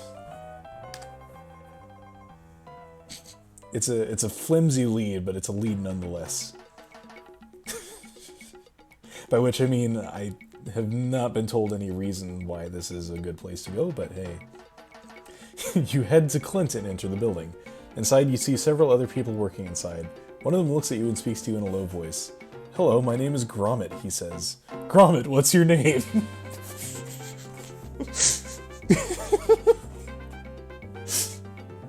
That's a good answer.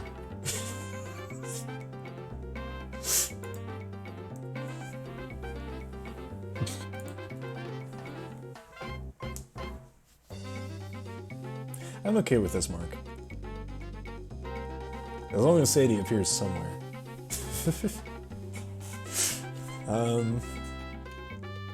Oh wait, maybe that's just him continuing to speak.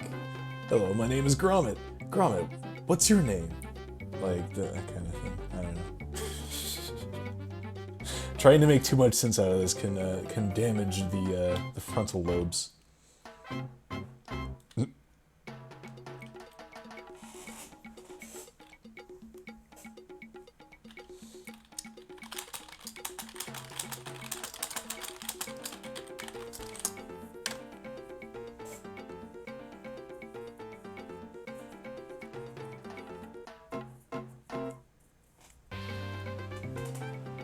Yes, I do. It's in the basement of that building over there.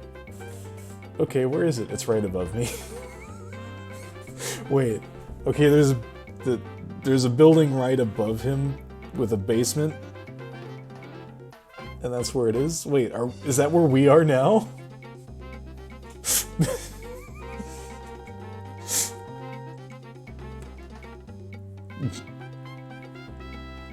Pepsi Man is a thing. Apparently. It doesn't have a gender. It doesn't deserve one. Go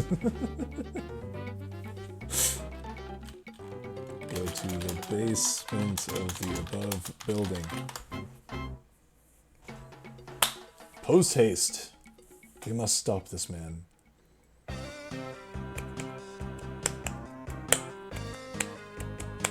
go down into the basement and find yourself in a large room filled with machinery. There are many levers and buttons attached to various parts of the machine, some of which have been turned on or off. Some of these switches are connected to other switches that control other machines. Alright. Big machine puzzle.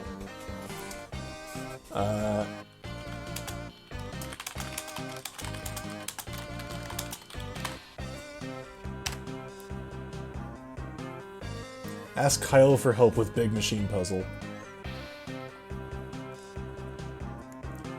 You ask Kyle if he knows how to solve the puzzle, and he tells you that he doesn't, so you decide to search for Pepsi Man yourself.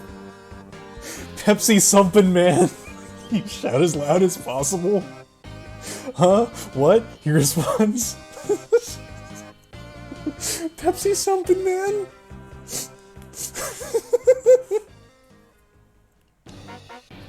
Well, I guess we found him.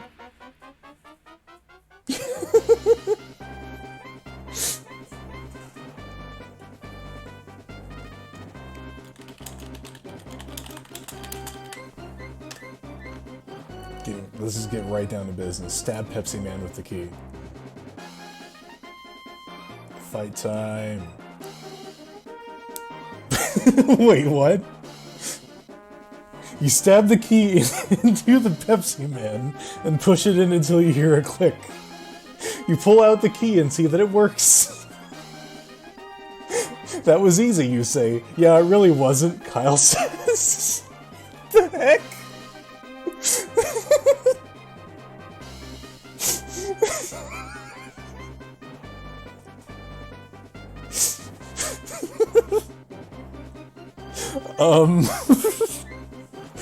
How do I continue from here?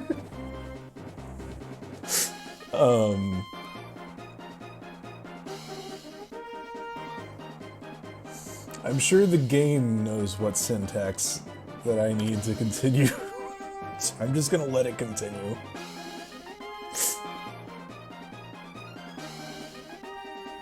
What did you do wrong, you ask? Nothing, just need more practice. How much time will this take, you ask? About an hour tops.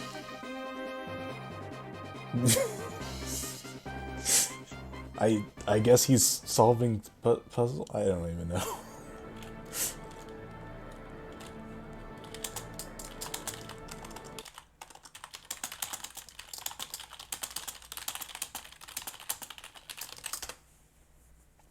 We don't have an hour. Can't you solve this thing any faster? I'm sorry, but I'm not a professional. Then why didn't you tell me, you say? Because Kyle starts to stutter before stopping himself. I don't like talking about myself. Why won't you talk about yourself, you demand? We're having a major moment of character development here.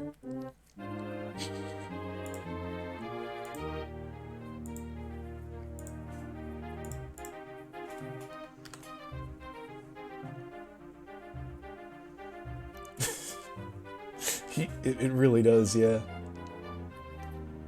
I don't like being asked questions that I might be able to answer better than anyone else. So you're afraid to tell me anything, you ask. No, because I'm afraid of the truth.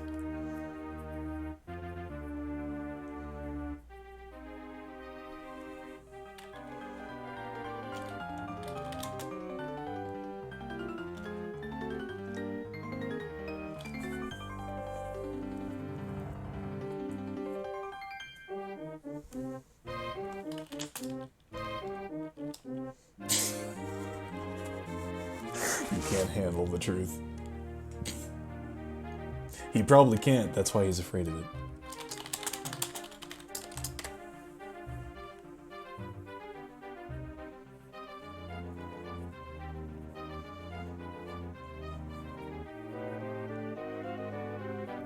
The truth is, I'm not sure yet.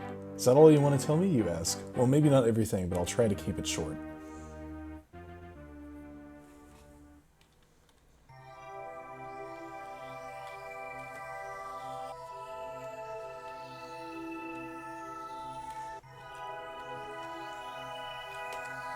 Alright. We'll let him speak.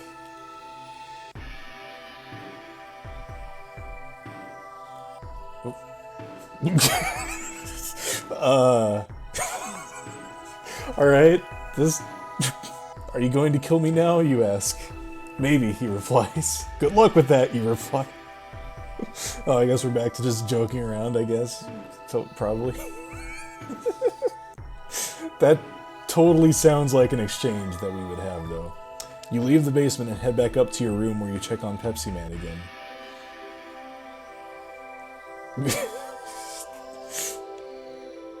I guess he's upstairs. I don't know. Also, this is my house again.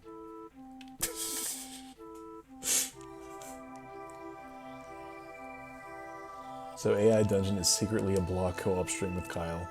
Sounds about right. It's still alive, but its eyes aren't moving. You can feel the cold metal inside of him, though. Looks like we got lucky today, you think as you turn off the machine. I guess he was a machine.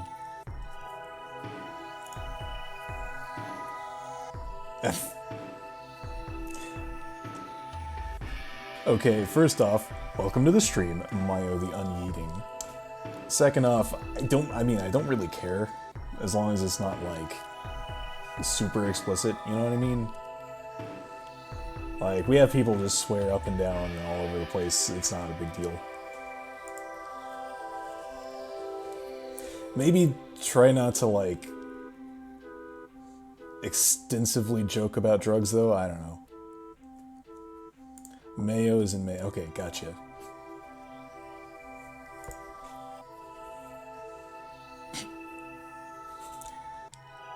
Alright, well, I'm not gonna let this thing stick around any longer. Destroy machine.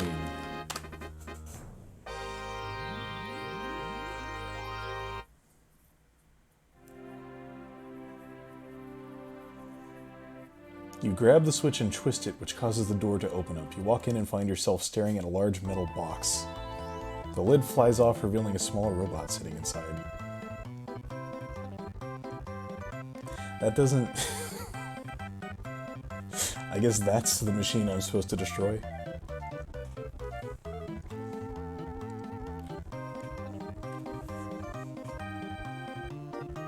Alright.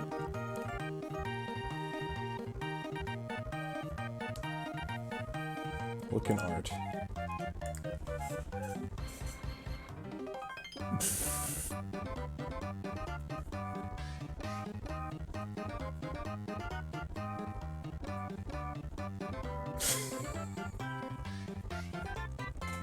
Incredible. I'm probably just gonna... From this point, if you want to keep posting stuff in art, then sure. I'm probably just gonna catch up after the stream. Speaking of which, I haven't heard anything from Wombat yet. Oh wait. She just came online.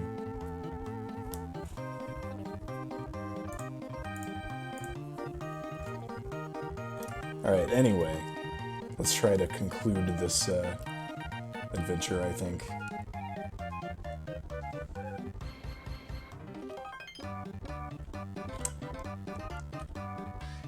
If I destroy the robot now, I won't find anything about the missing me's, I think.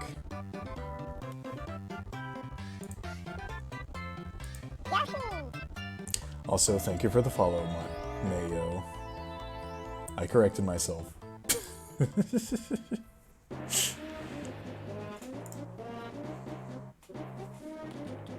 I think Wombat forgot that we were doing a thing later.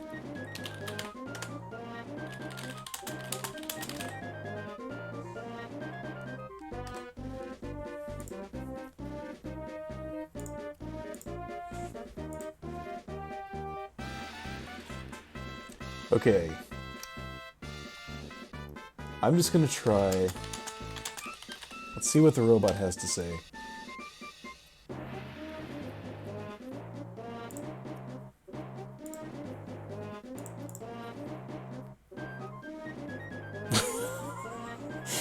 Okay, apparently I'm Kyle now. I stare at the robot for a moment and then speak. Hello, my name is Kyle, and I've been given the task of helping you get home. Oh, nice to meet you, it responds. I feel like we got off track somewhere.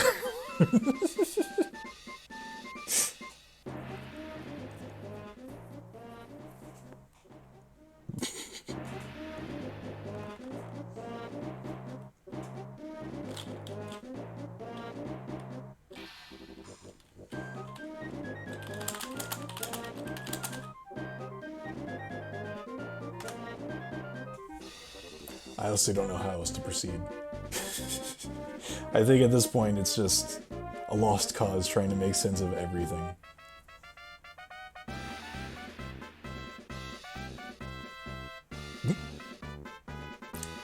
It sounds like an interesting game, Mayo. It's called a robot, and it was built by some guy named Pepsi Man. He said he wanted to help us out, so he gave me the task of leading him home. Wait, what happened to his house? Where are we supposed to go?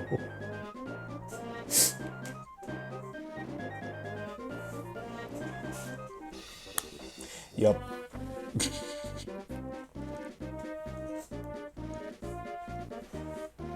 Pepsi Man in Blossat Fuguian lore is my arch nemesis. But I suppose the robot is not necessarily evil. And apparently we're supposed to be getting it home. I don't know.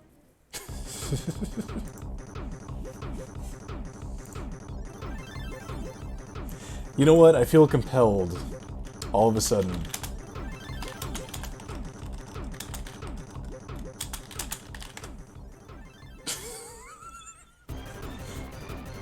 Thanks, music.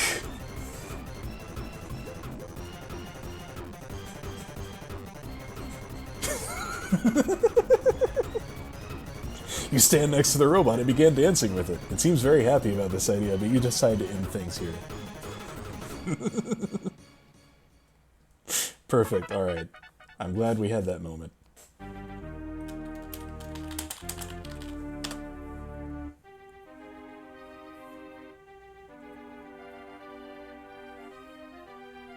End the robot.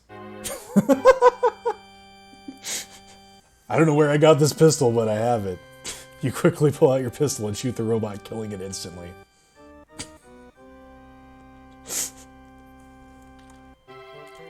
Okay. Good. I'm sure that what we have just done is the absolute correct course of action.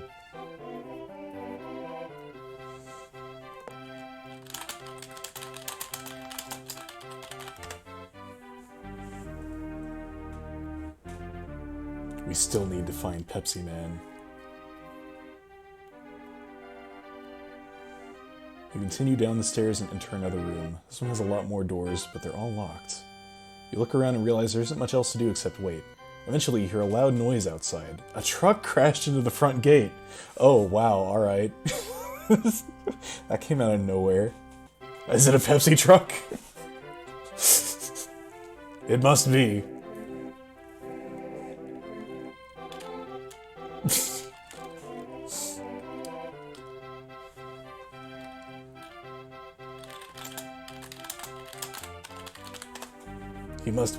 He must be in the truck, like... Mission completed. It's just like in the Pepsi Man game. You run over to the truck and peek through the window. You see a bunch of people lying dead on the ground. Most of them have their arms ripped off or their heads blown off. Dear Lord! This man's rampage is just out of control.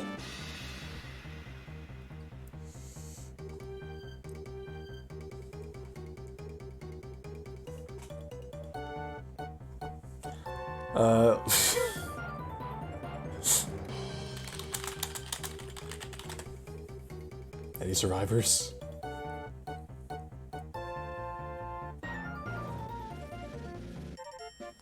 You search the bodies and find nothing. You also notice that the truck doesn't seem to be moving anymore. Well, I figured that. You can only assume someone took it over and drove away. The sun sets soon after you leave the compound. Alright.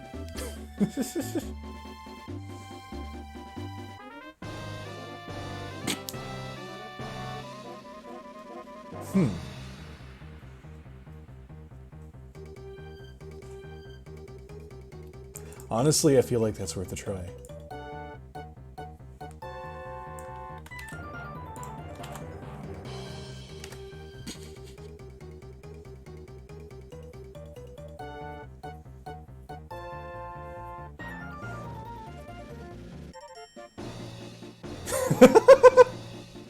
Wait. That actually worked. You type in the command and press enter. A message pops up saying Pepsi Man killed. Your heart sinks as you realize that you just let an enemy kill your friend. You try to call him again, but no answer comes back. Wait, what?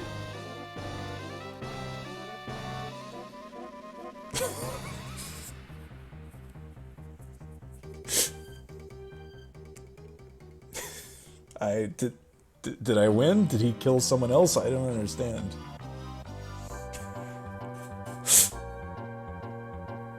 Was that Kyle? Is he dead?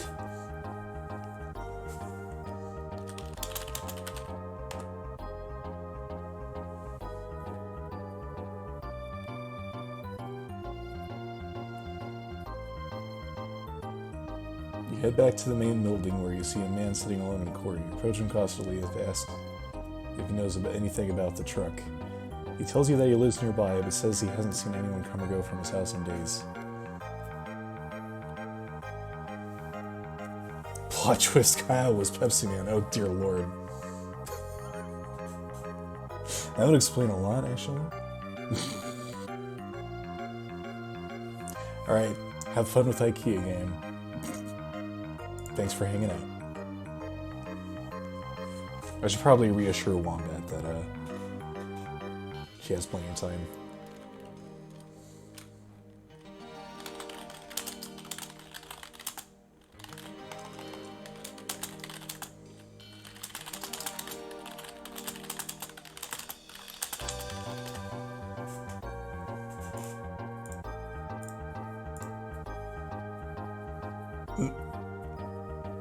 Sounds good. By that point, we might be on Baba Is You with Wombat, a friend of mine.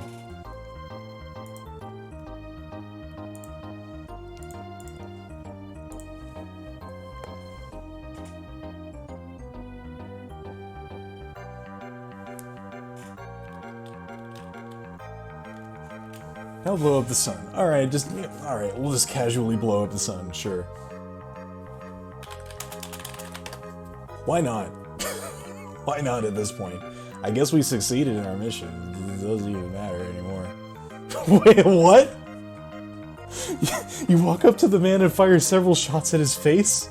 He falls backwards, hitting his head on the floor. You then turn around and start shooting him in the chest until he dies. Alright. How does blow up the sun turn into shoot the man dead?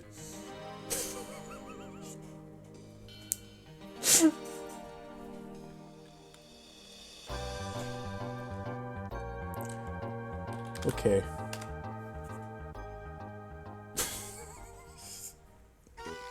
What do you want to see, Pixel?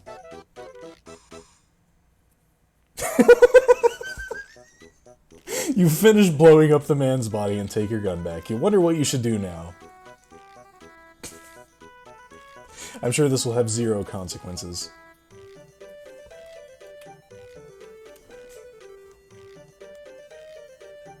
Alright, but actually...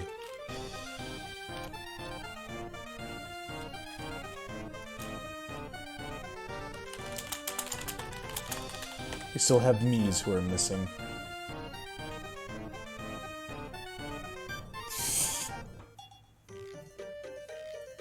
I suppose that would be an interesting sight, Pixel, for sure. You head back to the main building and tell everyone that you found the missing... Oh, okay, I just found them. They don't believe you though, so they'll say that they'll know when they see them.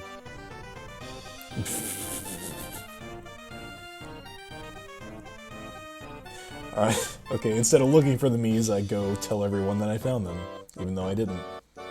Alright. I think it's time to rest.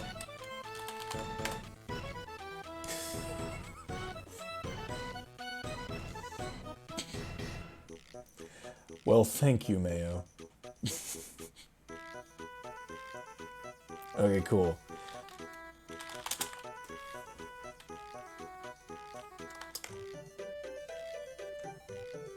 I'll just let the game wake me up.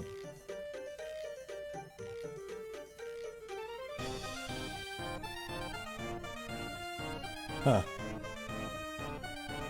Never mind. The game has nothing to say.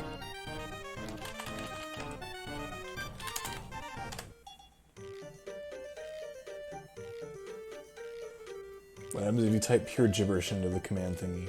Usually it just ignores you. Or it'll try to interpret the gibberish as a name and then use that name for something. Here we go. You hear a loud noise outside. It sounds like something exploded inside the house. You quickly get dressed and rush out of your room to investigate. Is it me blasting off into space?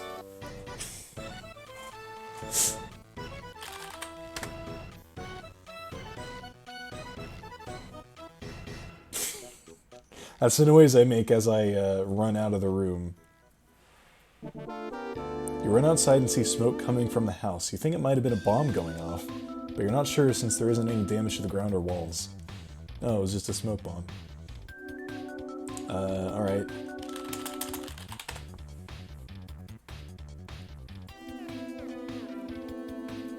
Wait, this is outside. Oh, there are flames. Okay. You open the windows and put out the flames with water. The smell is still strong enough to make you sick, but you can't stay here any longer. You run back into your room and close the door behind you. Alright, well if the building's just been bombed, I feel like going back inside into my room is not a good idea.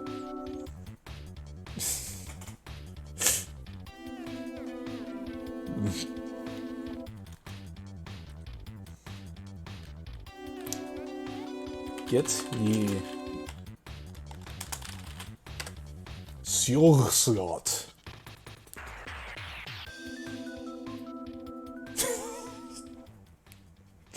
You grab your pistol and run back into the room. As you enter, you find yourself staring at a dead woman lying on her side.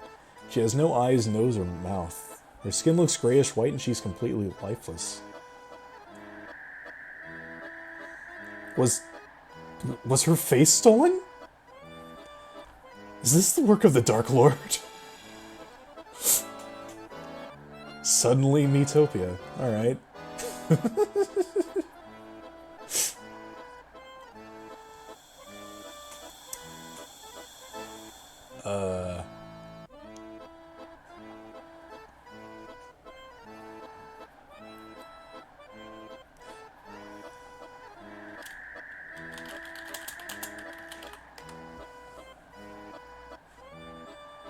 Maybe there's a clue on her, I don't know.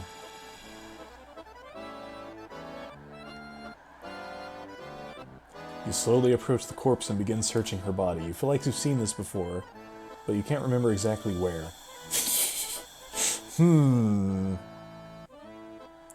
Oh, hey, Wombat.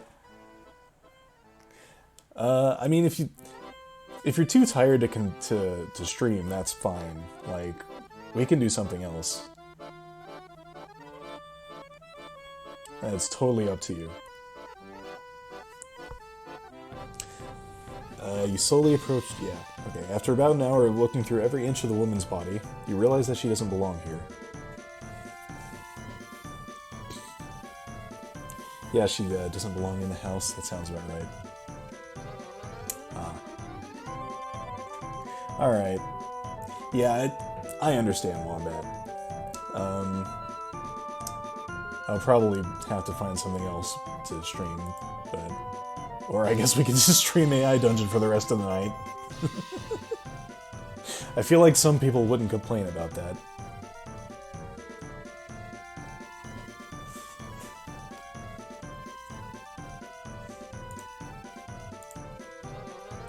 We haven't done Blush Around today, but the whole point of me doing this was to not do that. To take a break from it, so... I mean, I guess I could start it up, but... It feels like it would defeat the purpose.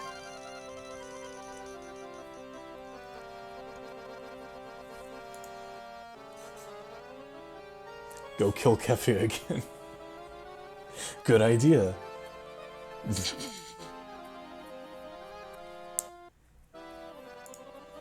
Alright.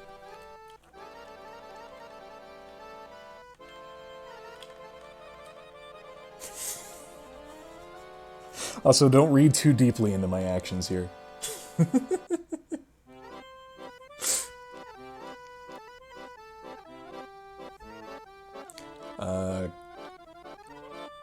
Well, I don't want the corpse stinking up my house.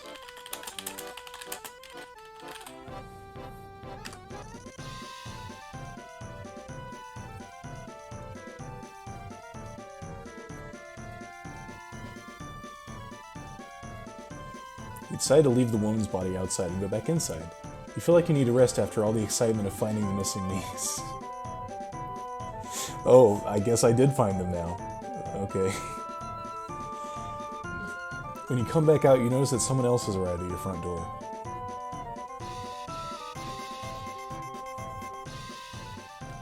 Okay. Look who it is.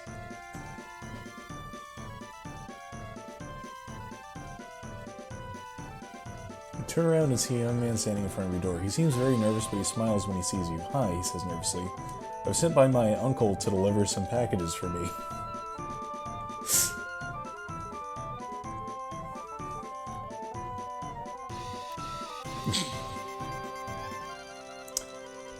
Alright.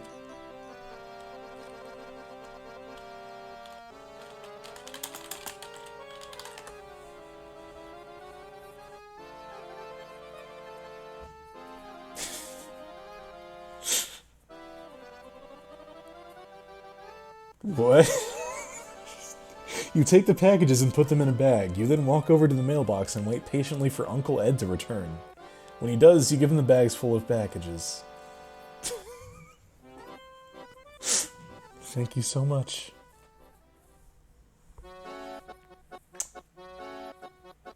Alright, I feel like I misinterpreted the point of this gesture, but alright. I just did a side quest. Uncle Ed. Alright, so apparently we killed Pepsi Man, we found the missing Miis, we still don't have any Diet Coke, so that is our next objective.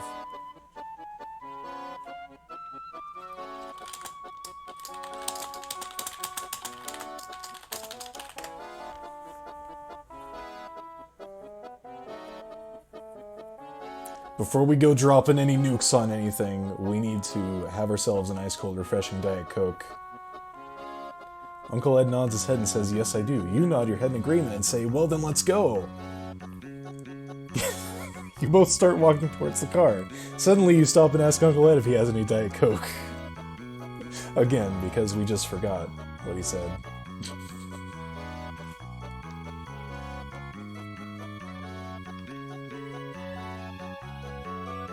Well, Uncle Ed. No. But we have some soda pop in the fridge. No. Yeah. You smile and say, great, let's go get some. You both quickly rush out of the house and down the stairs. Alright.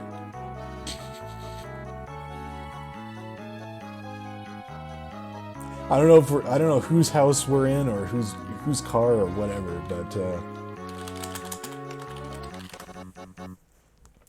if there's soda in the fridge, that works for me, as long as it's, you know, the right soda. Magic the soda pop into Diet Coke. Oh, god dang it. As you're checking the fridge, you hear a loud noise from upstairs. It sounds like there's a big explosion going on downstairs. What was that, you ask? It sounded like an earthquake. Your sister responds? I don't have a sister? Also, what? Alright, forget the explosion. If commands worked last time to kill Pepsi Man...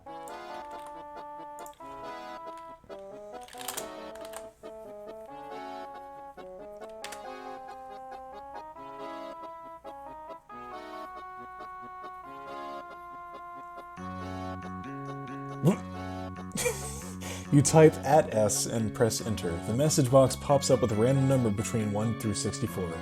You type 64 and press enter again. This time the message box shows a picture of a bottle of Diet Coke instead of a random number.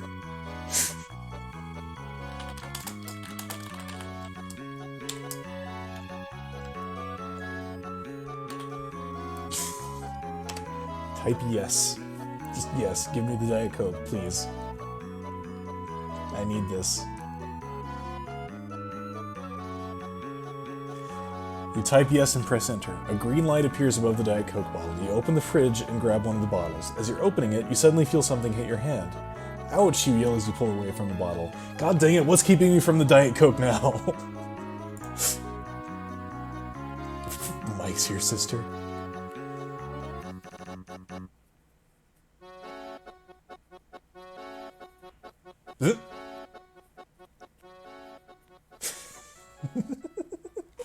I feel like AI Dungeon is like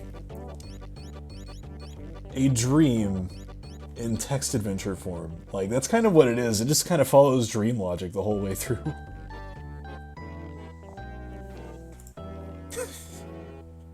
I think that's the best comparison you can make.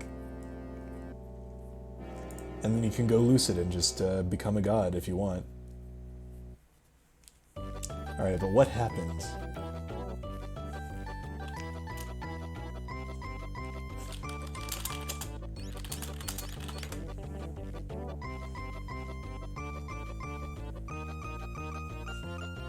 You look at your hand and see that it's covered in blood. You quickly run into the bathroom and close the door behind you. Oh no, you mutter as you wipe off your hands. I think I broke my pinky finger. Well, that's not fun. Someone just really doesn't want me to drink Diet Coke. Alright, bandage hand and return to the fridge.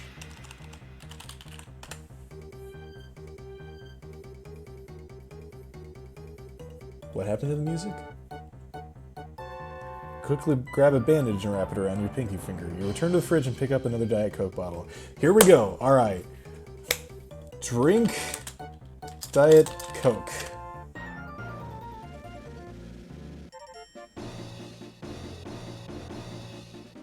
You pour yourself a glass of Diet Coke and take a sip. After swallowing, you immediately feel nauseous. You vomit all over the floor of the kitchen. They must have replaced it with Pepsi.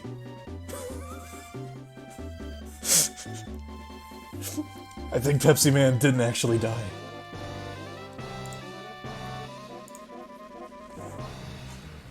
Oh god.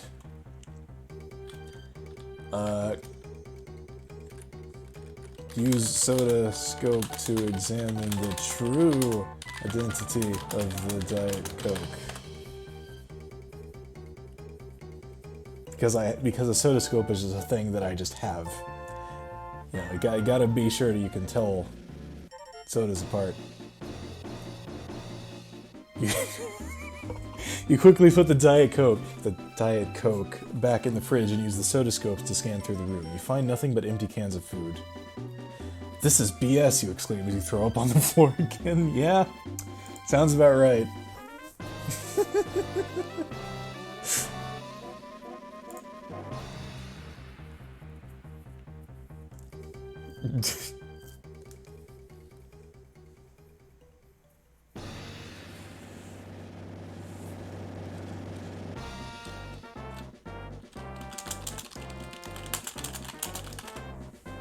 Ask who poisoned the Diet Coke.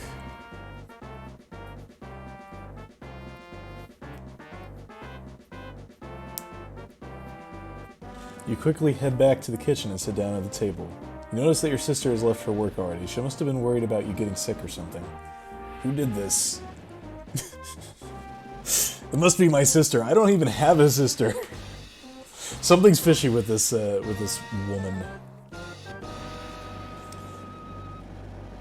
Get in the car and drive after sister.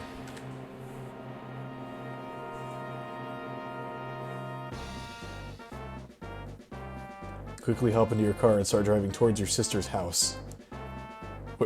Where are we going, you ask? To go meet her, your sister replies.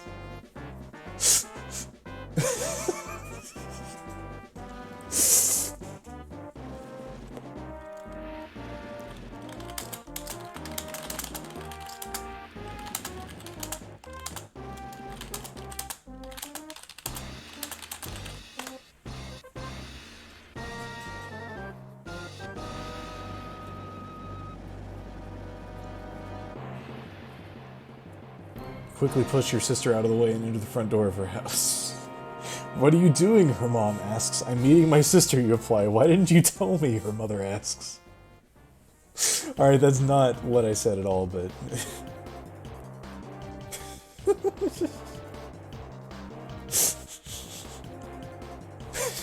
Like I said, this is totally a dream.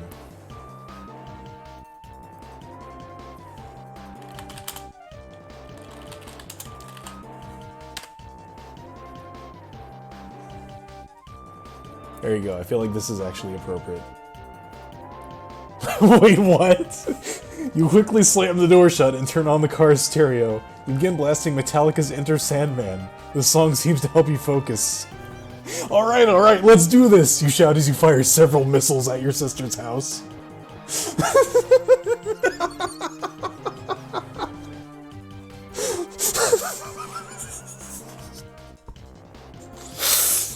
That couldn't have been any more perfect.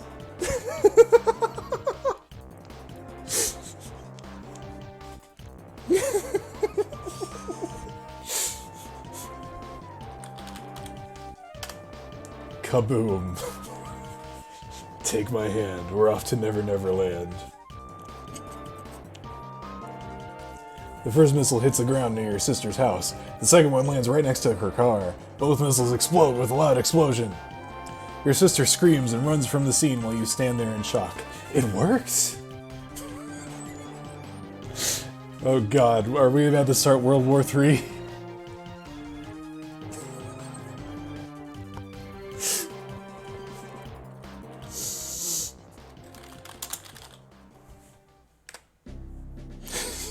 Might as well at this point.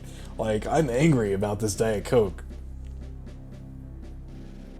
You quickly rush to your sister's house and open the door. You see a huge crater in the street where her car was. A few pieces of metal fall off of it.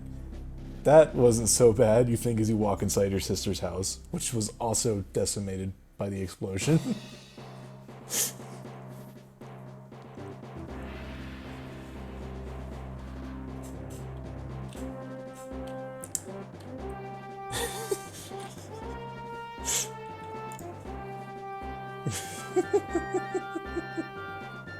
Oh dear god, of course this would degenerate into madness.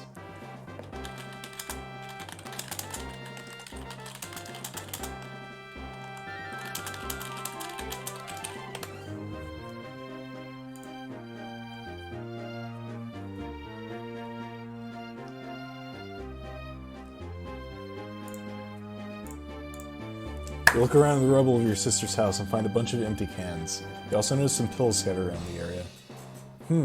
I wonder what those are. You think as you pick up one of them and eat it, it tastes really good. Alright, just find pills on the ground. Yeah, wonder what those are. Eat the pill. Best idea. Alright. Eat more pills.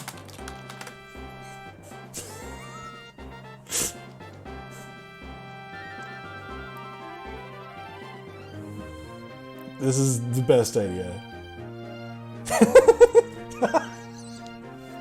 You continue eating pills until you feel like you're going to puke. After all, they taste pretty horrible. I guess it's only good at one at a time, huh?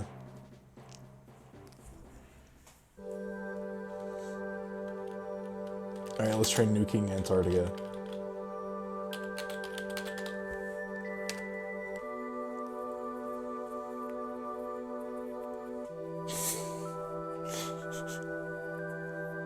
You decide to make sure that you can still fly by flying over Antarctica. You then proceed to do just that. Unfortunately, you crash land into the ice instead. Dang it! It's so close.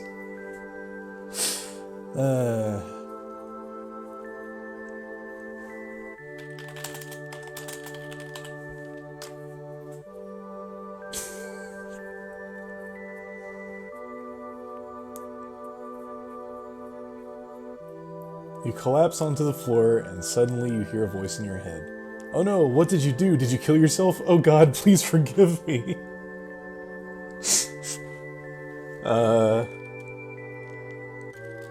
Ask the voice who they are.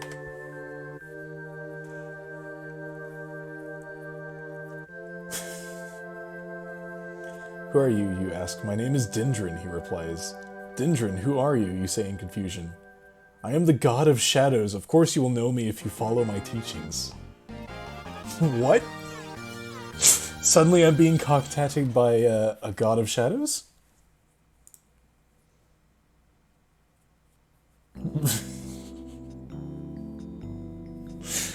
Interesting cube.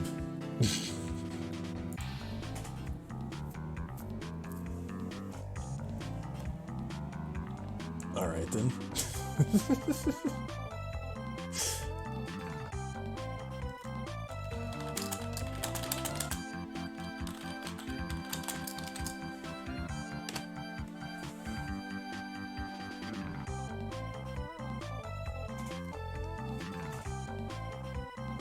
Because I believe that you are the only person capable of defeating him.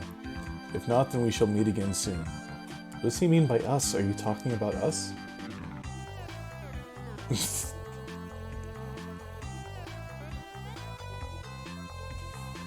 Say, defeating who?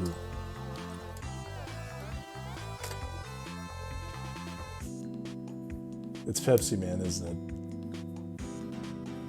He means defeating the Dark Lord Azathoth. That is why I am contacting you. Azathoth. Is he real? Probably not.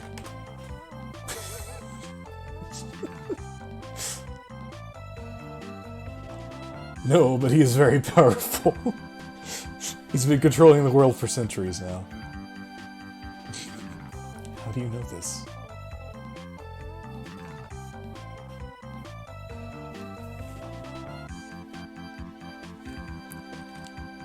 This must be a fever dream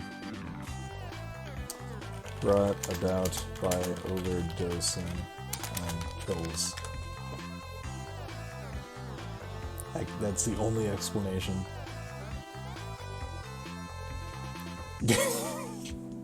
Yes, because I have seen his true form. His eyes are red and glowing. They give off an aura of evil that cannot be unseen. So you're telling me you fought him before?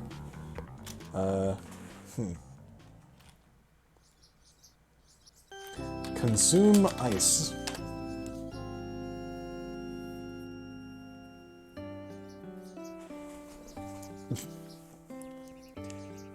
Yes, I have. It was a long, drawn-out battle with him, but it was always one-sided and he had many more followers than me.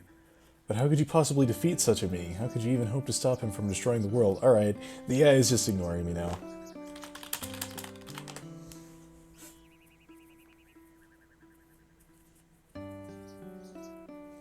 That would be suicide. I don't want to die. Well, what's stopping you from killing yourself? I'm immortal. And yet you won't do anything about it? Why not? Because I love life, you exclaim. Hang on, wait. I'm immortal now?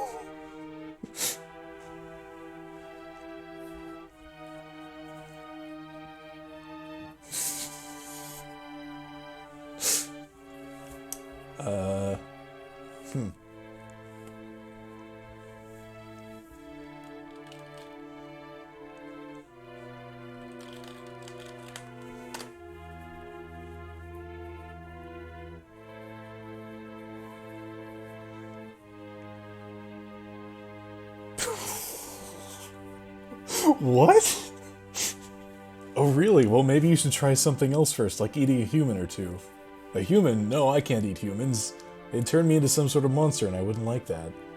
What about a vampire? Yes, I'll eat a vampire. Tasty.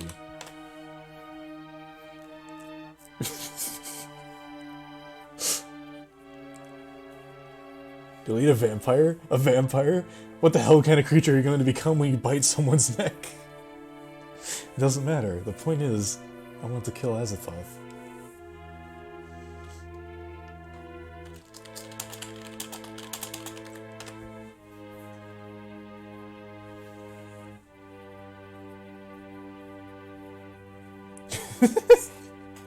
Oh, okay, fine, I'll bite you. Just let me go home to my family. Are you sure? Because if you aren't well, I don't think they'd approve either. They wouldn't care. I'll make them proud of me.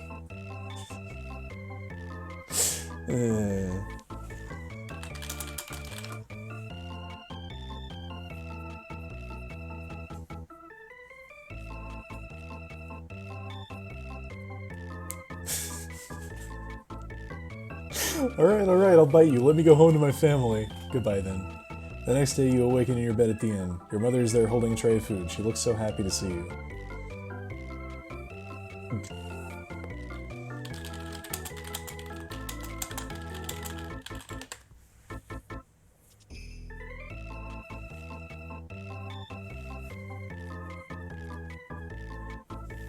Mom, why did you bring me here today? Why didn't you just come home earlier? We were getting ready to close down for the night. Yeah, thanks, Mom.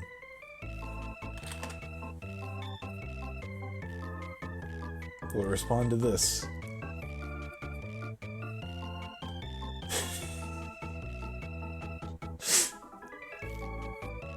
No, I'm sorry. I will destroy this place. What? As a Thoth, he must be destroyed. Her mother screams while running towards the door. Her face contorts into a look of terror as she runs away from you.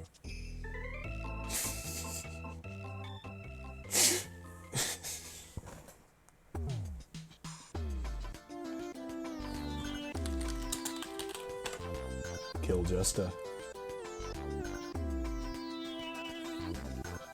This broke the loop in at least one instance of my previous tinkering with this thing, so who knows.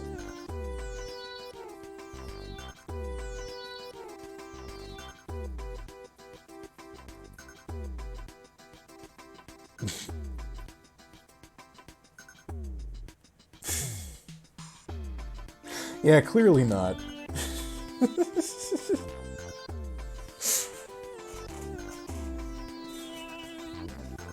Your AI dungeon's getting weird. Look at mine. I don't even have control anymore. I'm just locked into this weird story about vampires and shadow gods and whatnot. Why don't I just nuke everything at this point?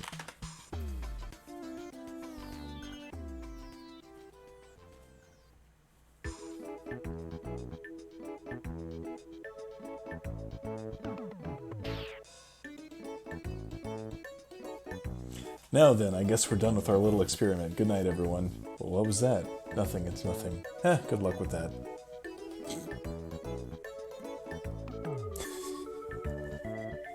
Alright. I do not have any agency over the story anymore, so I don't know what the point is.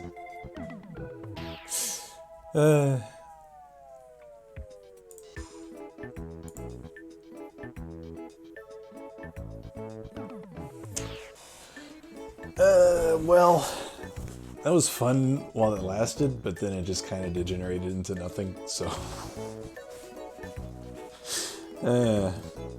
Well, I think I'm probably done with AI Dungeon for now.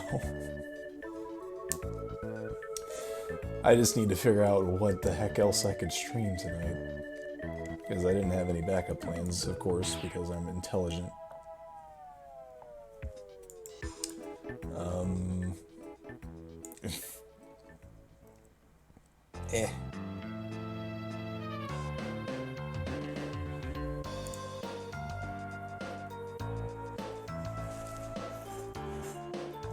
Could do Metopia Theater, I guess.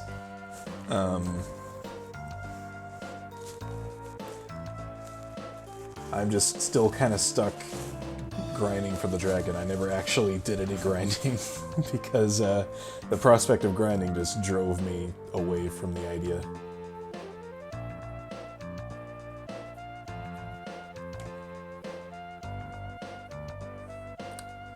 But, I mean, I guess if you want to see a stream of me grinding Metopia Theater...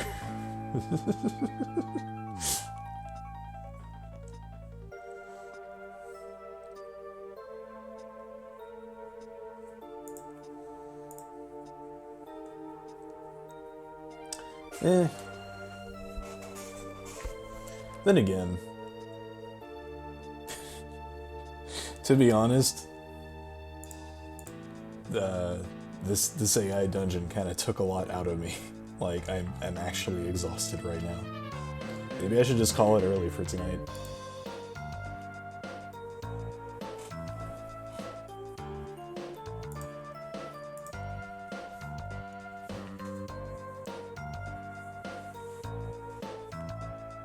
Yeah, you know what? Maybe I need this. Well... that was fun.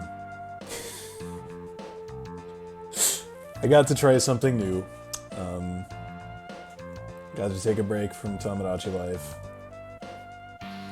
I think, alright, so here's what my plans are for the future. I'm not going to drop Tomodachi Life, obviously. but I'm going to stream it less.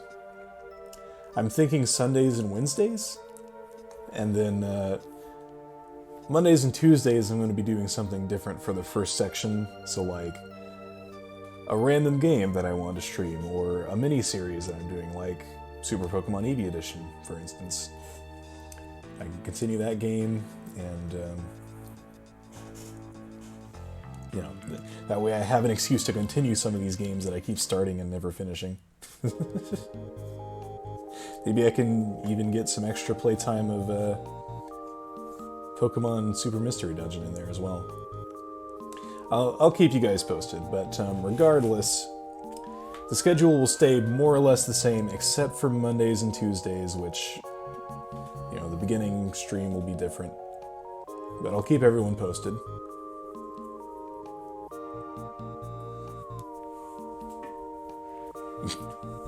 Hey Wolfie, I think we're actually finishing up for tonight. I know it's early, but I just feel like calling it. But yeah. Thanks again for joining us, everybody. Again, I'll keep you guys posted as to what my plans are, but Friday will be the same. It'll still be RimWorld. And Sunday will be Tamagotchi Life and probably the Chatlock. I think Kyle said he was good for next Sunday. So yeah, business as usual until Monday, when I'll be doing something slightly different. But I'll keep you posted on that, and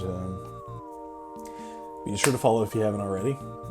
Discord, you can join us there to hang out with us, and YouTube if you want to see past streams. With that, I've been Blessed Advocate. You guys have been awesome, and I will see you in the future. Good night.